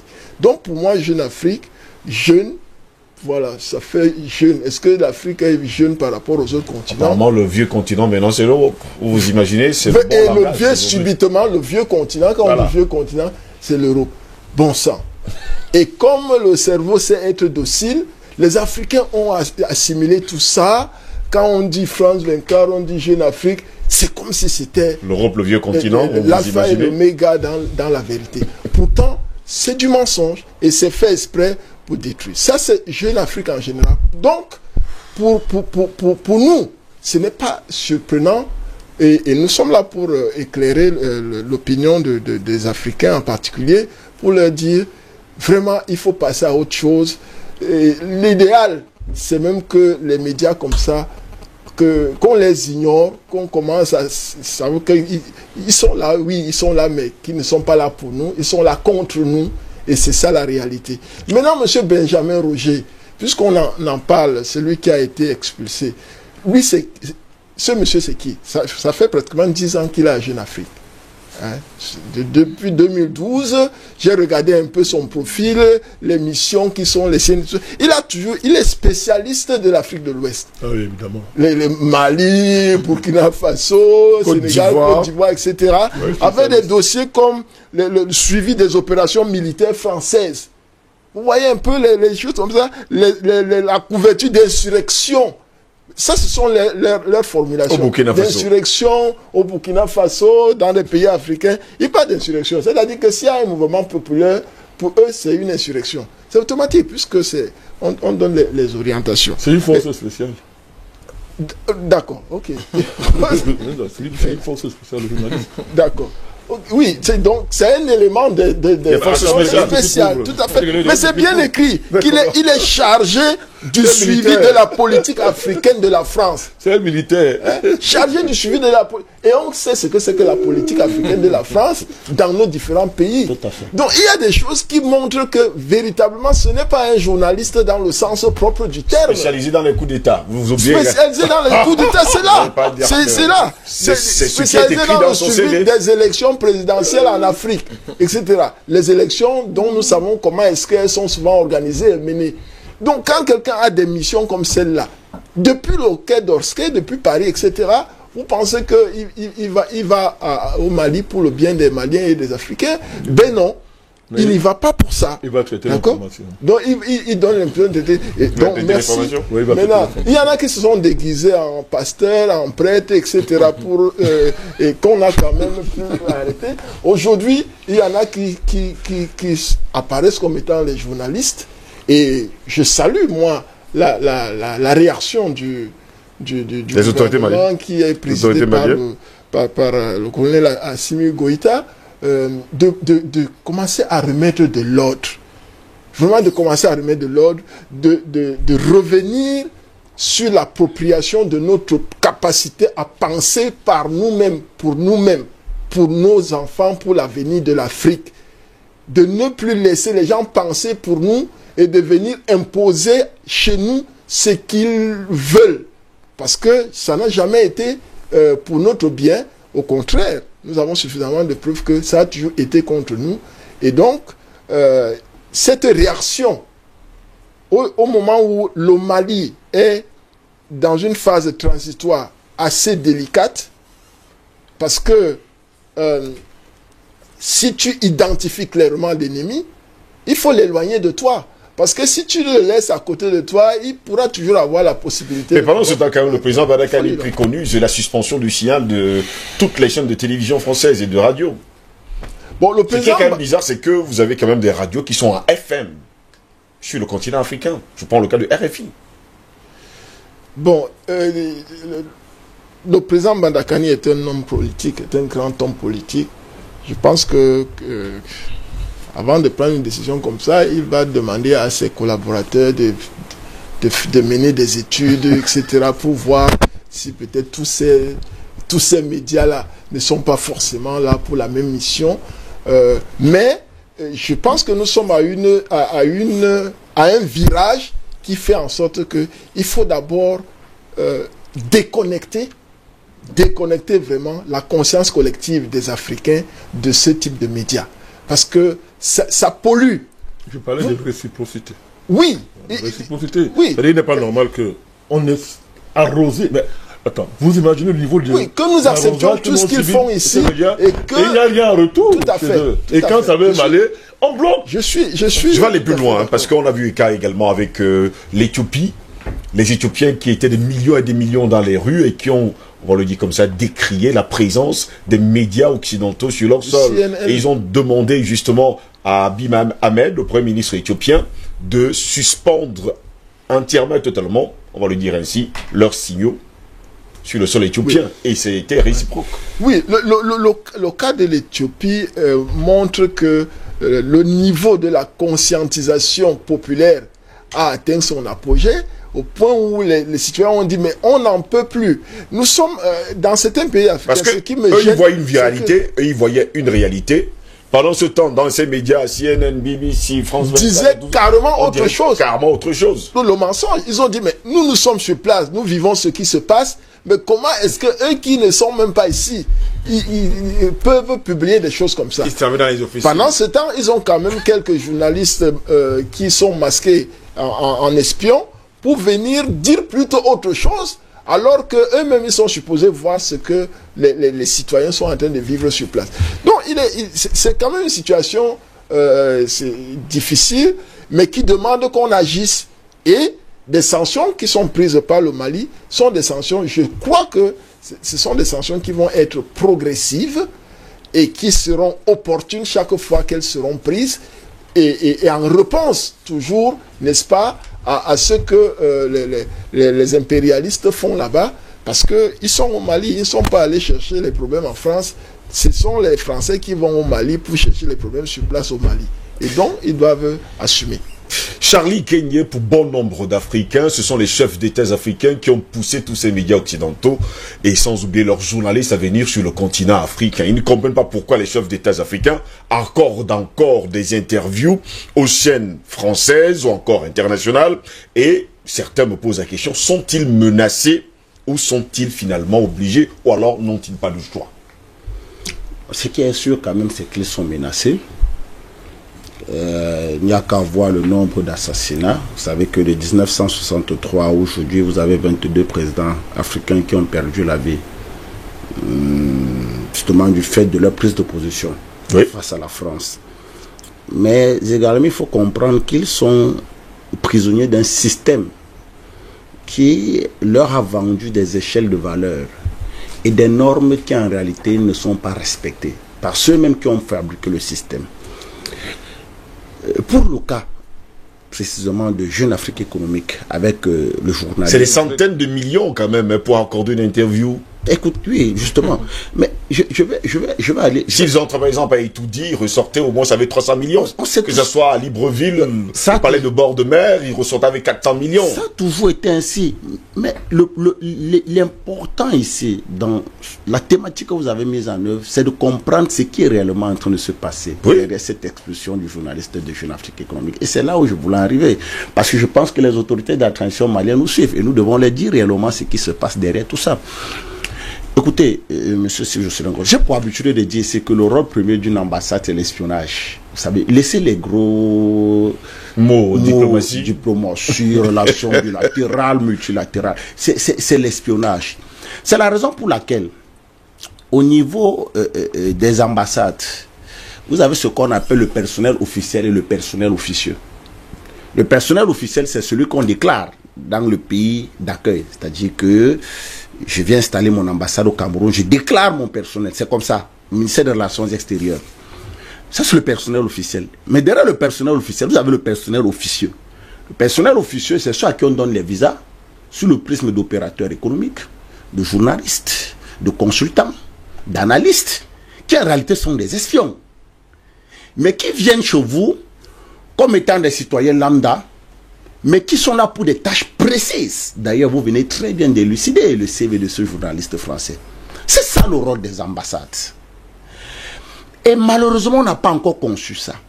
C'est-à-dire que le rôle premier de l'ambassade de France au Mali, dans une situation trouble comme celle que nous vivions de ce côté-là, c'était le recrutement et le cooptage d'une caste de personnes qui serviront de barrière face au mouvement d'émancipation, de souveraineté qu'est en train de vivre le peuple malien. Mais malheureusement, là où on a coupé l'herbe sur le pied, c'est le départ de l'ambassadeur de France du Mali. Pourquoi est-ce que ce monsieur arrive maintenant? Parce que l'ambassade de France au Mali, qui en réalité, si elle était là, devait continuer à faire son travail régalien, à savoir faire cet espionnage dont je venais d'expliquer, voir les personnes qu'il pouvait coopter pour justement mettre en mal le régime de Bamako, préparer des insurrections. Ne pouvant plus faire ce travail, on est obligé donc de fabriquer quelqu'un qui viendra justement dans l'optique de continuer ce que l'ambassade ne peut pas faire sur le terrain. Voilà pourquoi on vous sert ce monsieur-là. C'est-à-dire qu'aujourd'hui, ce journaliste qui arrive avec ce CV assez qualifié, parce qu'en réalité, ça c'est le CV digne d'un espion. Quand vous avez un CV... Ça c'est un CV d'un militaire. Mais je dis ça c'est le CV de quelqu'un qui est digne d'un espion, spécialiste des coups d'État, spécialiste des opérations françaises au Mali, spécialiste des insurrections. Mais ce monsieur, c'est un stratège qui a été envoyé du côté du Mali. Alors c'était quoi son rôle? Son rôle c'était justement de poursuivre ce que l'ambassade de France n'a pas pu terminer, à savoir empêcher la transition malienne ou alors empêcher le peuple malien d'atteindre sa souveraineté. C'est le travail que ce monsieur-là. Mais malheureusement, il a été retenu parce que vous n'allez rien, il n'y a rien qui justifie que on vous dit voilà la procédure. Oui. Mais vous refusez la procédure pour venir après vous retrouver dans des situations, ma foi, à la limite, je ne veux pas dire tragique, mais c'est dit méchant, si il faut le dire ainsi. Parce que, écoutez, nous sommes là dans le cadre de ce qu'on appelle en stratégie les opérations clandestines. C'est-à-dire que les opérations clandestines, ce sont des opérations qui visent généralement à soit mettre en mal un État, soit préparer une insurrection dans un État, soit assassiner des personnes précises au sein d'un gouvernement d'un État. Voilà le rôle des opérations clandestines. Et lorsque quelqu'un, un journaliste de surpoids, connaissant la déontologie, connaissant la procédure, il n'est pas un journaliste celui-là, ne se met pas, ou alors refuse. Albert dit que c'est pas un journaliste. Mais bien sûr, refuse justement de suivre la procédure et se retrouve dans un état, vous comprenez qu'il est arrivé dans le cadre des opérations clandestines. La loi malienne déclare qu'on demande une accréditation 15 jours avant. Il a refusé ça. Je suis en train de vous dire clairement que ce monsieur est en train de s'inscrire. Parce que dites-vous, comment est-ce qu'il fait pour atterrir au Mali? Il atterrit au Mali à travers les canaux justement de la DGSE, la direction du renseignement français. C'est par ces canaux qu'il se retrouve au Mali. Oui. Sinon, pour un pays qui a décidé de fermer ses frontières avec les autres pays que vous connaissez très bien, du fait des sanctions contre le Mali, et vous avez un journaliste, parce qu'on suppose que le journaliste, au sens noble du terme... Même si ce n'est pas un journaliste. Non, restons dans le cadre de ce qu'il s'est dit. Même si c'est que, connaissant, vous, un journaliste, au sens noble du terme, vous n'arrivez pas dans un pays qui a un espace aérien fermé, qui a des frontières fermées. Vous n'arrivez pas dans un pays comme ça sans avoir respecté la procédure. Vous avez utilisé des canaux en réalité qui sont des canaux d'espionnage, qui sont des canaux propres au renseignement. C'est par ces canaux-là que vous vous êtes retrouvé au Mali. Alors si vous utilisez ces canaux-là pour vous retrouver dans un pays comme celui-là, ne respectant pas la procédure, vous entrez clairement dans le cadre des opérations clandestines, oui, qui visent donc quoi? Qui visent à venir mettre en marche ce pays, soit à préparer une insurrection, soit peut-être même à l'assassinat d'une autorité de ce pays-là. C'est de ça dont il est question. Donc c'est aussi simple que ça. Mais je vais aller plus loin. Vous savez, le journaliste pensé par le Quai d'Orsay, pensé par la France et même pensé par l'Occident, n'est pas un journaliste qui est là pour traiter l'information, pour analyser et pour disséminer l'information. Non. Le journaliste, en réalité, vu par l'Occident, est un militaire 2.0. C'est ainsi. Allez lire le livre blanc qui développe la stratégie française sur tous les 5 ans. Le journaliste français est un militaire 2.0. C'est un peu comme ici au Cameroun, nous avons créé le concept Armée-Nation, qui fait justement du citoyen camerounais un citoyen militaire 2.0, c'est-à-dire que qui est au cœur du renseignement dans le cadre de la sécurisation du pays. C'est ainsi qu'il voit le journaliste français. Le journaliste français, c'est un militaire 2.0. Voilà pourquoi, à chaque fois qu'ils sont envoyés en mission dans le cadre de ce que vous appelez souvent les reportages et un ensemble de bêtises de pralala qui n'ont pas de sens. Il y a même les spécialistes du continent africain. Oui, ben voilà un autre nom, on vous a dit spécialistes des opérations françaises au Mali. Ils sont spécialistes de tout. Donc, lorsque ces opérations militaires françaises. Oui, rappelez-vous, on a reçu récemment un certain nombre de journalistes TF1, CNN, qui étaient arrivés au Cameroun dans le cas pour filmer justement les opérations de l'armée camerounaise dans le Nord, parce qu'ils n'arrivaient pas à comprendre l'efficacité de notre armée dans le Nord, dans le cadre de la sécurisation. Allez voir même les nombres de personnes kidnappées que notre armée a eu à délivrer entre les mains de Boko Haram. Ils n'arrivaient pas à comprendre ça. Ils ont envoyé ces journalistes-là. Et j'ai tellement critiqué ça sur des plateaux pour dire on n'avait pas qualité à accepter ces journalistes à venir au Cameroun, faire ce genre de reportage. Pourquoi? Parce que lorsque ces journalistes, qui en réalité sont des militaires 2.0, vont en mission, quand ils retournent dans leur pays d'accueil, à l'aéroport, ils sont débriefés par le renseignement. J'ai dit à l'aéroport, c'est le renseignement qui les débriefe. Et on leur dit ce qu'ils auront rédigé dans leur maison de rédaction. C'est comme ça, ça marche. C'est déjà rédigé par le Quai d'Orsay. J'ai dit bien, monsieur Ngoss. Et l'a fait. Je vous dis, c'est comme ça, ça marche. Ça dit que je ne sais pas comment on reste toujours dans cette naïveté. Un journaliste, en reportage ou en opération, en territoire étranger, quand il rentre, un journaliste occidental, quand il rentre dans son pays d'origine, à l'aéroport, il est débriefé par le renseignement. C'est le renseignement qui le débriefe. Et on dit exactement ce qu'il ira rédiger dans les maisons de rédaction. C'est comme ça, ça marche. Mais, nous sommes dans la vérité, pour ne pas dire la froideur, et même la fausseté du monde. Parce que, j'aime bien cette phrase de mon grand-père qui me disait souvent, paix à son âme, c'est celui qui paie l'anneau qui commande le menu. C'est-à-dire qu'aujourd'hui, les médias, que ce soit sur le plan national et même à l'international, ne sont pas là pour nous informer. Il faut bien qu'on soit ça. C'est-à-dire qu'ils sont là pour communiquer dans l'intérêt de ceux qui les financent. Et c'est là où je rejoins la logique de ce que disait Triple A. Oui. Communiquer dans l'intérêt de ceux qui les financent. Je reviens sur le livre dont j'ai cité hier. Prenez le livre de Noam Chomsky, coécrit avec Edward Edman, la fabrication du consentement, le rôle des médias mensonges en démocratie. C'est-à-dire que ces gars vous décrivent clairement comment les médias ne sont plus là pour informer. Les médias sont là... ils sont dans ce livre, on voit que 98% des informations sont fausses. Dedans, il vous dit que les médias ne sont plus là pour informer le public. Ils sont là pour communiquer dans le cadre de faire accepter au peuple les décisions, les choix et les stratégies qui sont prises par les gouvernements et ceux qui les financent. C'est-à-dire qu'ils font de la propagande. C'est de la propagande. Parce que quand un média n'est plus dans l'information, mais se retrouve dans la communication. Parce que l'information, c'est la collecte, c'est le traitement, c'est l'analyse de l'information et la dissémination. Vous n'avez pas de parti pris. Par contre, quand vous faites la communication, c'est un objectif, c'est un but précis. Donc, vous n'êtes plus en train de faire de l'information. La propagande. Et là, merci. Donc, quand vous lisez cela, vous comprenez qu'en réalité, quels sont donc le rôle de ces médias sur le sol africain? C'est le mensonge. La manipulation. Mais je pense que l'Algérie nous a donné une leçon récemment lorsqu'elle a interdit France 24 de mettre sur son sol. Les raisons étaient claires.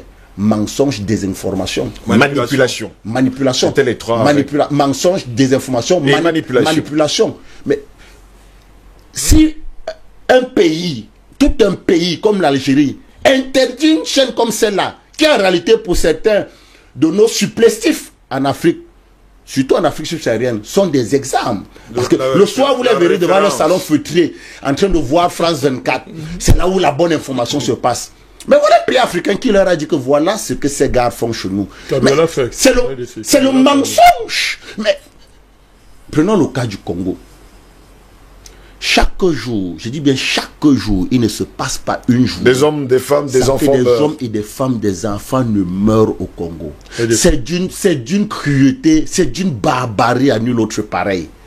On vous parle aujourd'hui, on est à pratiquement 12 millions de morts, monsieur Selengos. Aucun média n'en parle. Ça n'émeut pas le monde. Personne n'en parle, ça n'existe même pas. Au même moment, vous avez des multinationales congolaises, pardon, des multinationales belges, des multinationales françaises, des multinationales américaines. J'en arrive, je dis qu'elles sont belges, françaises, américaines, qui sont au Congo, qui exploitent le coltan, mais ça ne dérange personne. Ni CNN, ni BBC, ni France 24, ni TVC, personne n'a fait un reportage là-bas pour dire ce que vive le peuple congolais de ce côté-là. Je dis, il ne se passe pas un jour. Dans la zone des 3 frontières, au niveau du Mali, vous étiez témoin récemment, je vous parlais du massacre d'Inata. 101 Nigériens sont morts. Nigériens. Mais, enfants, soldats. Le Burkina récemment, 45 militaires sont morts. Vous avez vu quels médias en parlaient? Ça ne dérange personne.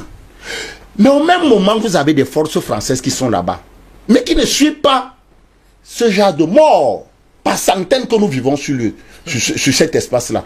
Mais aucun média n'en parle. Monsieur Ngoss, on nous a vanté Charlie Hebdo parce que 12 journalistes français avaient créé les conditions de leur propre mort. Au point que tout le monde, pendant pratiquement 2 semaines, un mois, on ne respirait plus. Parce que la liberté de la presse était atteinte. La même semaine où ces 12 journalistes françaises meurent. Il dit la même semaine, le week-end qui suivait, 144 étudiants kenyans sont morts du fait du terrorisme. Aucun média n'en a parlé. Ça n'a dérangé personne. Non, c'était des Noirs, c'était des Africains. Ils peuvent tomber, c'est pas un problème. Mais on n'a pas respiré pendant un mois parce que 12 journalistes françaises avaient créé les conditions de leur propre mort. C'était 12? On s'en fout. On s'en fout. On s'en fout. Ce que je retiens, c'est que... C'est dur quand même, messieurs. Il faut laisser ça. Je dis, on s'en fout. Ce qui me retient, ce qui m'intéresse, c'est que 144 étudiants kenyans sont morts la même semaine. On n'a pas parlé.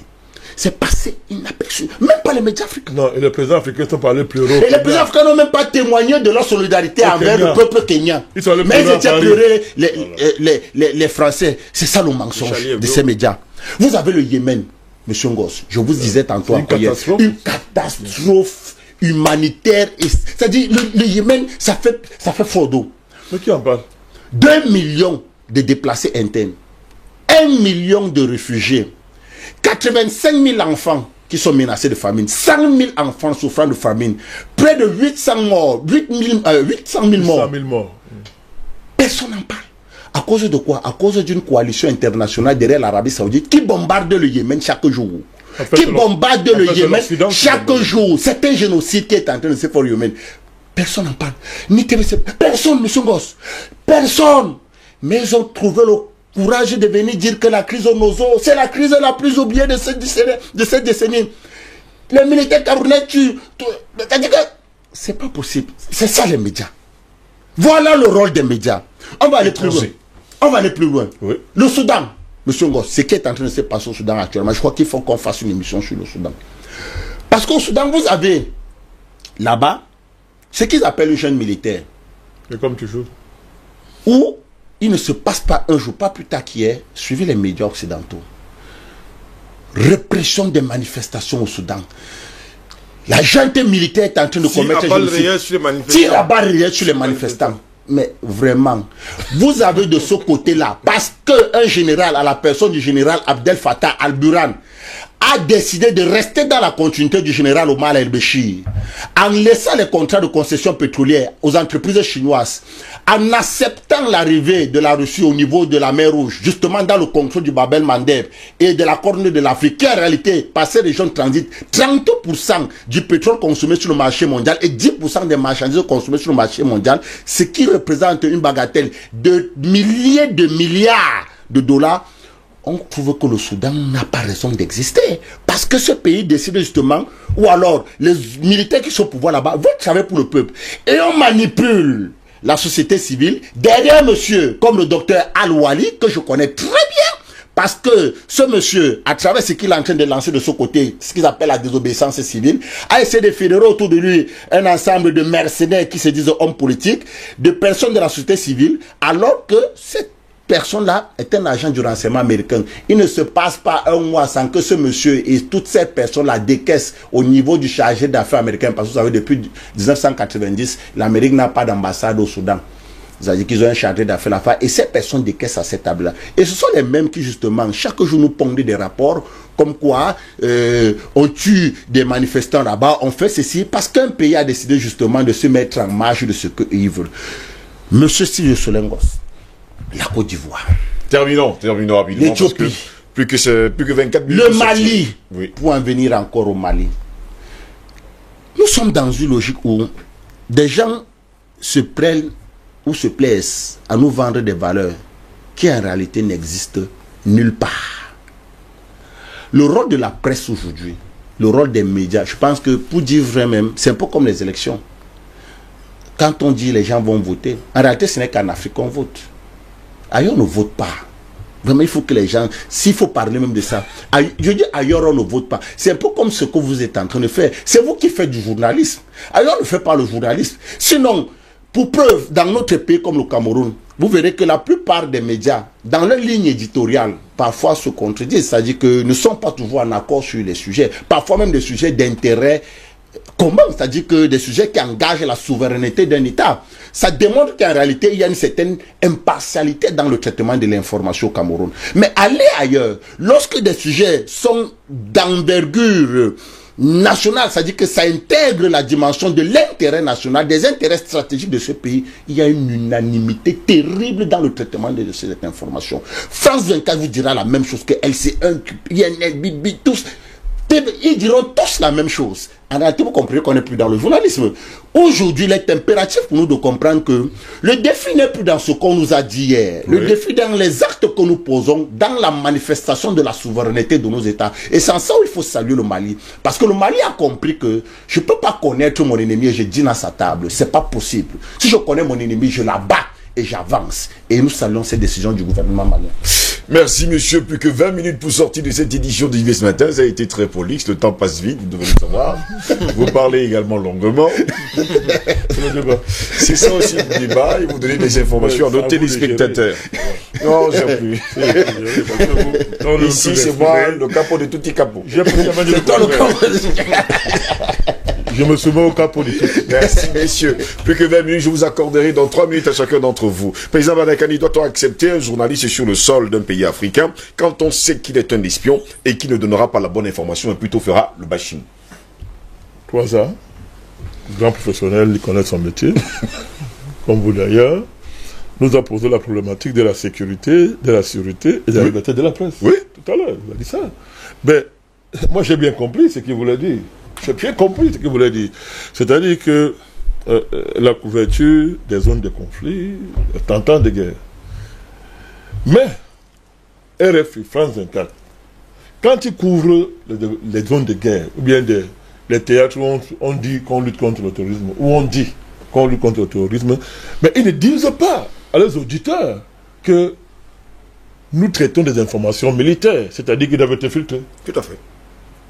Ils veulent le dire. Ils ne le disent pas. Ils présentent comme étant de l'information classique. Objective. Objective. C'est ça le problème, mon cher gosse. C'est ça le problème. Pourquoi je vous dis que ce sont des militaires? Moi, mes mots, je les appelle jamais au hasard. Ce sont des militaires. Donc, sur la question du Mali, il est clair que un journaliste français ne va jamais mettre en péril l'État français.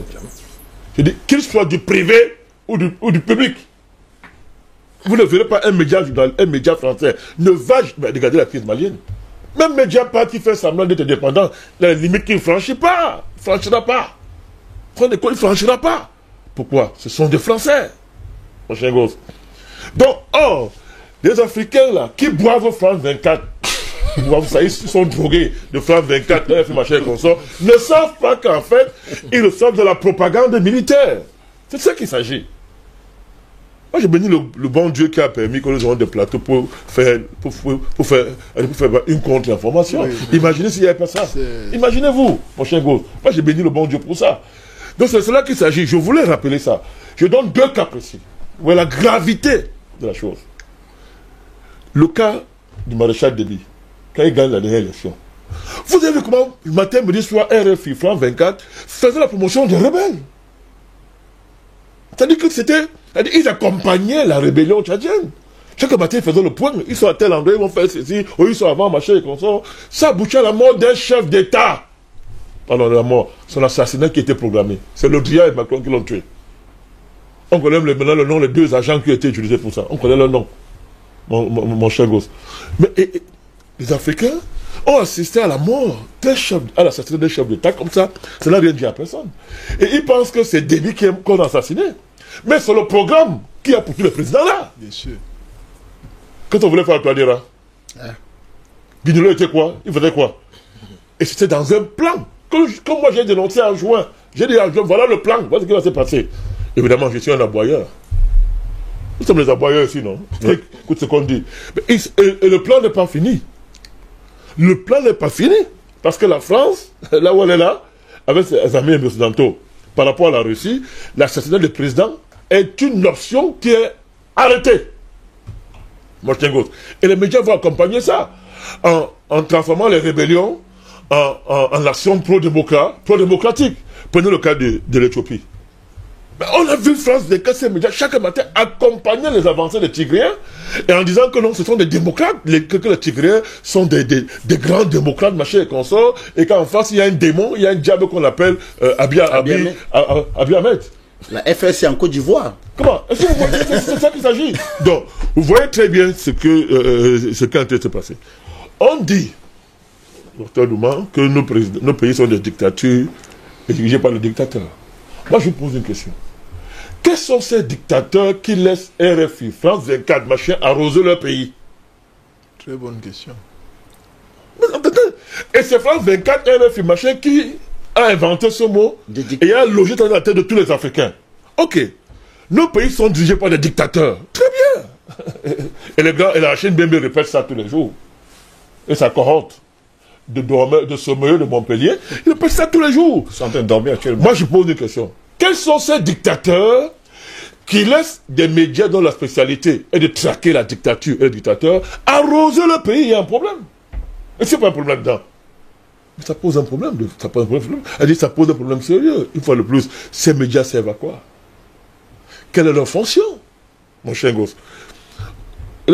Il a parlé qui contrôle les médias. En autre mot, la concentration des médias dans les mains des milliardaires, dans les mains de la finance. C'est ça qu'il a en train de dire. Alors, ça pose un problème philosophique et politique majeur, qui engage nos destinées. La guerre de l'intérêt privé et de l'intérêt public, mon cher gosse. Est-ce que les milliardaires et les financiers représentent l'intérêt général? Non. Est-ce que l'information, mon cher, c'est toi qui es le grand journaliste parmi nous ici, vous, les grands journalistes ici, votre métier, c'est pas du service public? C'est une mission de service public. Moi, je pose alors la question. Est-ce qu'on est dans un monde où, désormais, les entreprises, les financiers représentent l'intérêt général? Il y a donc un problème. Pourquoi les milliardaires et la finance ont concentré tous les médias dans leurs mains? C'est le fait du 21e siècle aujourd'hui. L'événement dans la géopolitique et dans la vie des peuples, c'est la concentration des médias dans les mains de la finance internationale et des milliardaires. En France, c'est grave. Aux États-Unis, c'est grave. Partout, mon cher gosse. C'est quoi? Terminons, président Badakani. Alors, il y a l'enjeu pour la démocratie qui est très grave, hein? Oui. Qui est très, très grave. Et ça s'est prolongé avec les GAFAM. On a jusqu'à suspendre on dit ça, bannir un président en fonction des médias. Donald Trump. On a trouvé ça normal. Ne sachant pas que c'est nous qui étions bannis comme ça. Parce que quand on a fait Donald Trump, on te fera ça 100 fois. Oui. Mais qui a décidé de faire ça? Ça passe comme ça. On laisse. Mais on ne sait pas ce qu'on prépare. Mais le cas précis, c'est le coronavirus. Ça ne peut pas continuer comme ça. Les journalistes sont devenus des criminels, des tueurs, à 100 fois. On a réussi à nous faire admettre, pour ne pas être long, que c'est un vaccin, non? C'est un vaccin? On a fait des vaccins? Non, mais je vous dis, tout le monde entier, les présidents ont dit ça, les présidents, les papes, les hommes religieux, les imams, chacun d'eux, vaccinez-vous, c'est un vaccin. Est-ce qu'on a affaire à un vaccin? C'est un crime contre l'humanité, gosse. Et nous prions, les médias, ils vont payer. Il faudrait qu'on les juge, monsieur Gosse. Le coronavirus, c'est une troisième guerre mondiale qu'on nous a imposée. Alors, la deuxième guerre mondiale s'est soldée par un tribunal, non? Nuremberg. Mais nous exigeons, et ici, Nuremberg 2. Mais les gens s'organisent. Dans le monde, les gens s'organisent pour demander un Nuremberg. Pourquoi juge d'abord les journalistes? Et s'il le faut, on les exécute sur les pelotons d'exécution, mon cher gosse. Parce que réussir, mais docteur de Marie, je suis très sérieux. J'aurais pu vous montrer les images des journalistes qui ont été pris à partie par le peuple français. Mais bon, ce n'était pas l'émission d'aujourd'hui. Terminons rapidement. Mais il faut qu'on dise le bien. Mon cher gosse, je vous dis, je suis très sérieux. Oui. Quand on a fait Nuremberg, est-ce qu'on a eu pitié de ceux à qui on attribue le génocide juif? Non. On a eu pitié d'eux. Mais il est normal que des gens réussissent à nous imposer, à nous faire croire qu'on est un vaccin. On occulte dans le corps des êtres humains quelque chose qui n'est pas un vaccin, qui est une thérapie génique. Mais les médias, par la puissance de leur sorcellerie, ont réussi à nous faire admettre que c'est un vaccin. Mais qui juge ça? Où est le tribunal qui juge ça? Où est la CPI? Où est l'ONU? Où est le tribunal qui juge ça? Voilà pourquoi nous réclamons un Nuremberg 2. Non seulement pour juger tous ces présidents-là qui se sont mis dans cette campagne, les Macron, les présidents américains, tous ces gens qui ont organisé le coronavirus, mais les journalistes, les médias qui ont accompagné le crime et qui l'ont couvert pour faire vacciner des gens dont la vie aujourd'hui est menacée. Docteur Duma, ça se compte par milliards, vous le savez. Il y a au moins 1 milliard d'hommes dans cette planète qu'on a vacciné, non? Au moins. Oui. Au moins, je dis ça, je suis le plus pessimiste dans les chiffres. Au moins 1 milliard. Terminons. Donc les scientifiques disent, les scientifiques sont une année pour dire que d'ici 1 à 2 ans au plus, ces gens vont mourir. Merci, président Badakani. Ok. Et ce sont les journalistes. Albert Natola, ici, finalement, Bamako est en guerre contre des espions. Oui, là, ça met également en exergue une autre problématique, un autre problème, le rôle des médias. Parce que tout à l'heure, j'ai évoqué le cas qui contrôle les médias, mais le rôle des médias. Moi, je serais partant pour le projet de rupture des signaux des médias étrangers occidentaux sur le continent africain. Moi, c'est clair là-dessus. Parce que, comme je l'ai dit tantôt, autant je suis militant... Suspension de tous les signaux, de toutes les télévisions. Jusqu'à ce qu'ils se remettent en question. Parce que l'information qui est diffusée sur le continent africain, et les Africains, ce n'est pas la même qui est diffusée de l'autre côté. Il n'y a pas de réciprocité. C'est pas la même. C'est-à-dire, je vous dis, l'information qui est diffusée sur le continent africain, qui concerne l'actualité, il faut bien le dire aux téléspectateurs pour qu'ils comprennent. Ils n'ont qu'à faire la différence entre les chaînes de télévision. Oui, c'est pas la même information. Un cas précis. Le jour de l'assassinat de Idriss Déby, nous étions quelque part, nous étions ensemble. Nous étions tous ensemble. Voilà. En l'espèce de 5 minutes. En l'espèce de 5 minutes, vous avez 3 ou 4 les 5 ont changé en étant encore. Je veux dire, en moins de 5 minutes, il n'était pas là. Il n'était pas là. En l'espace, en moins de 5 minutes, on a eu 3 informations, non, 4 informations différentes. Ah bon, allez donc savoir, c'est quoi le projet? Il y a quelques jours, avec l'expulsion de l'ambassadeur de France, ils ont mis en bas que c'était plutôt Paris qui rappelait son ambassadeur. Donc, moi, je pense que dans ce contexte-là, il faut mettre un bémol. On coupe les signaux. Deuxième chose, dans le cas de Bamako, je l'ai dit, tout le monde est d'ailleurs unanime là-dessus, que la décision qui a été prise est salutaire pour la sécurité et la sûreté de l'État. C'est important. À ce niveau-là, il n'y a pas un parallèle à établir entre les questions de liberté et le devoir de sécurité et de sûreté de l'État. Parce que si l'État est déstabilisé, les non-libertés ne servent plus à rien du tout. Donc, on ne peut pas établir un parallèle sur ces questions, parce que là, je parle en tant que journaliste républicain. Merci Albert Natola. Je termine en disant ceci. Je crois qu'aujourd'hui, il est important de remettre en question cette propension à aller vers les médias étrangers. Peut-être est-ce parce que nos médias ne sont pas suffisamment forts, mais il faut les rendre ou bien forts. parce que c'est la qualité des journalistes qui pose un problème. Pourquoi est-ce que nos dirigeants vont plutôt donner des interviews dans les médias étrangers, même ceux qui aspirent à nous gouverner? Je crois qu'il va falloir changer ce paradigme. Docteur Jean-René Douma, finalement nous avons des chaînes propagandistes sur le continent africain qui viennent d'ailleurs de l'étranger et qui passent la majeure partie du temps à laver le cerveau des Africains, à leur donner la mauvaise information. Va-t-on continuer ainsi? Non. Puisque ce que nous faisons, c'est déjà pour empêcher que ça continue, comme ça a toujours été le cas par le passé. Vous êtes des aboyeurs, hein? Oui, mais si nous sommes des aboyeurs... C'est pas l'info, c'est l'aboiement. Il y a un confrère Copadelis qui rappelait que si nous sommes des aboyeurs, au moins le voisin peut entendre qu'on est en train d'aboyer. Et puis sortir pour savoir s'il y a un problème. C'est Edmond qui a dit voilà. le disque. Voilà. Excellente réponse, docteur. Donc il faut continuer d'aboyer. Il faut continuer d'aboyer parce qu'effectivement, il y en a qui sortent et qui demandent ce qui se passe. Ouais, écrit pourquoi. On voit d'ailleurs comment est-ce que... On voit les résultats. Les résultats de cet aboiement. Donc, pour devenir plus sérieux, franchement, quand j'ai écouté ces excellents panélistes, je me pose la question de savoir à quel niveau se situe l'impact de l'argent dans notre éthique.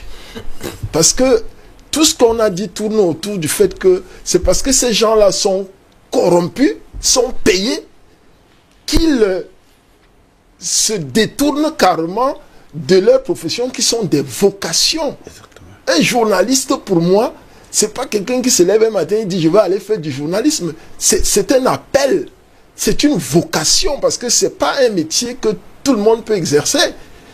Un avocat, pour moi, c'est une vocation qu'on exerce. Un magistrat, c'est une vocation, etc. Les médecins, tout ce qui touche vraiment à la vie de l'être humain, de manière directe, parce qu'un journaliste, pour détruire quelqu'un, c'est très facile. Voilà.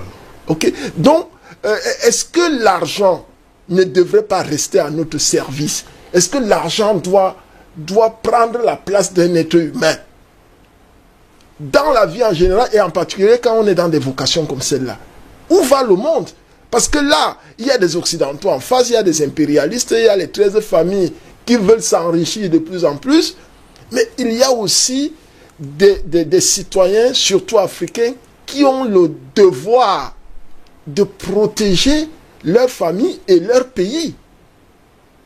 Où est-ce qu'on peut aller avec ça? J'ai oublié les enseignants, que ce soit les universitaires, ceux du supérieur, là. Ce sont des vocations.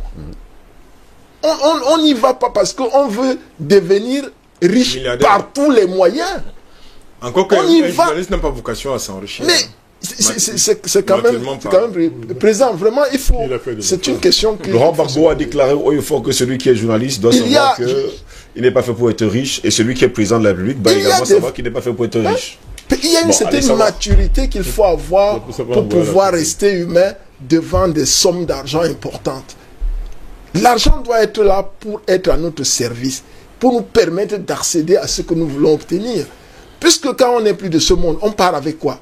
On prend tous les milliards, on met dans le cercueil, et puis on vous pose dessus, et on vous enterre. Mais bon sang, il faut quand même qu'à un moment donné, on prenne un peu de recul. Donc ça, c'est un appel, particulièrement aux frères et sœurs africains, de savoir que si nous sommes véritablement souverains, nous avons tout pour être riches et garder de l'éthique.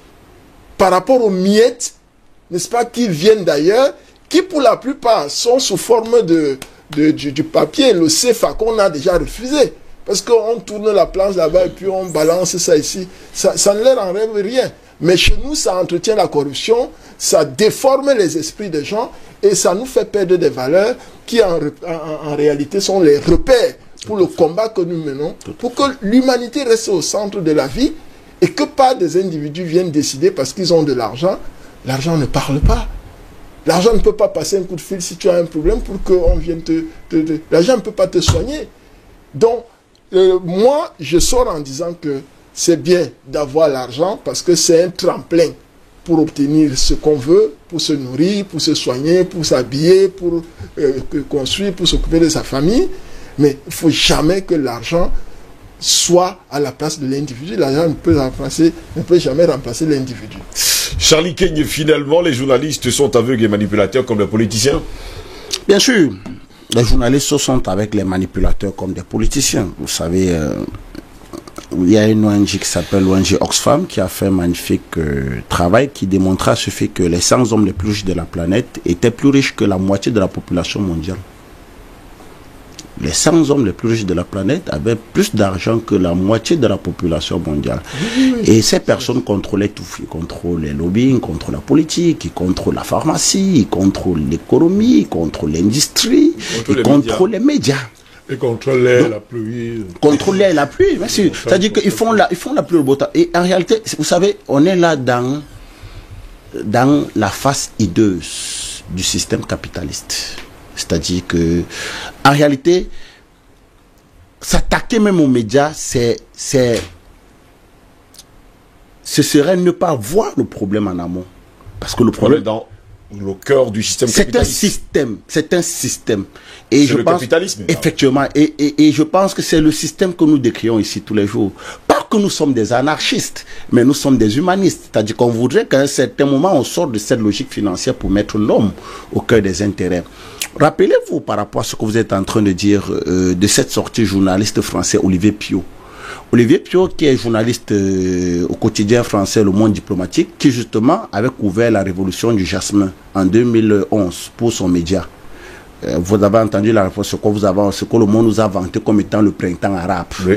Terminons. Oui. Donc, Olivier Piot nous faisait savoir sur sa page YouTube que lors de la couverture de ce qu'on appelait la révolution du Jasmin, dans la foule, dans la manifestation, dans la foule, il y avait des mercenaires. Des mercenaires, il précise probablement sud-africains. Et de toutes les couleurs, c'est-à-dire que ce soit dans le monde de votre profession, à savoir le journalisme et autres, qui avait pour rôle de donner un coup de pouce à cette manifestation. C'est-à-dire que en réalité, voilà, c'est à ça que se résume le journalisme. Et regardez comment cette actualité a été traitée de par le monde. C'est-à-dire que voyez comment le monde, les médias ont traité le printemps arabe. C'est-à-dire que on nous a dit comment c'était une volonté des peuples arabes à vouloir à la démocratie, à la liberté, à vouloir s'émanciper, à chasser le pire, voler le pire. Regardez comment les médias ont traité le printemps arabe. Mais derrière, qu'est-ce qu'on s'est rendu? On s'est rendu compte qu'en réalité, le printemps arabe était une machination des services secrets. La preuve, le président tunisien, qu'est-ce qu'il est en train de faire? De démolir tout ça. Donc, après le mensonge de ces médias-là, on s'est rendu compte que le printemps arabe était quoi? Le printemps arabe était une volonté, était une manifestation, était un projet des services secrets français et américains, financé par le Qatar, implémenté par les mercenaires sud-africains pour justement changer à la tête des pays arabes un ensemble de présidents qui ne les siaient pas. Et bien sûr, dans le cas tunisien, avec la complicité interne d'un général qui s'appelait le général Rachid Amar, qui a permis plus tard à ces mercenaires de quitter le pays. C'est donc ça la communication que le monde nous vend. Et c'est ça la communication qu'on nous vend tous les jours sur les chaînes de télévision, médias qu'on appelle médias mainstream. Merci monsieur d'avoir été là ce matin. Merci à vous Charlie Kenyeu. Merci à vous Dr Jean-René Douma d'avoir été là ce matin. Merci président Badakani. Je me suis désolidarisé hier de la tentative de manquer du respect au ministre de l'enseignement supérieur du Cameroun, qui est sémioticien. Merci. À vous également. Albert Latolaïs. Puisque notre thématique portait sur les médias, je ne serais sorti de ce plateau sans faire un clin d'œil aux confrères togolais qui ont été mis en prison du fait de l'ambassadeur de la France du côté du Togo. Comme toujours. Le Togo, c'est un problème vraiment, il faut qu'on en débatte. J'en reçois des plaintes vraiment de ce côté-là. Merci, monsieur. Le Togo, ce il faut qu'on y croit qu'il devrait fermer. Et donc, devrait faire une merci, monsieur, d'avoir été là ce matin. Merci à toute l'équipe technique. Merci, mesdames, messieurs, vous qui êtes devant vos petits écrans et les grands écrans d'ailleurs ce matin. Tout le monde le respecte. Merci. Merci à vous qui étiez sur notre page Facebook malgré la censure. Mesdames, messieurs, avant de se séparer, n'oubliez surtout pas, le sommet mondial sur la société de l'information a placé les droits fondamentaux de la personne humaine comme socle de la société de l'information. Or, nous ne sommes pas tous égaux face à la liberté d'expression sur Internet et certains États ont entrepris de censurer l'expression de citoyens, de journalistes et bien d'autres encore.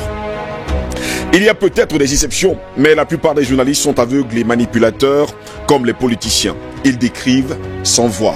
Mais nous ici, nous décrivons, nous voyons et nous donnons la bonne information. Bonne journée à toutes et à tous et à demain. Si plaît à Dieu, au revoir.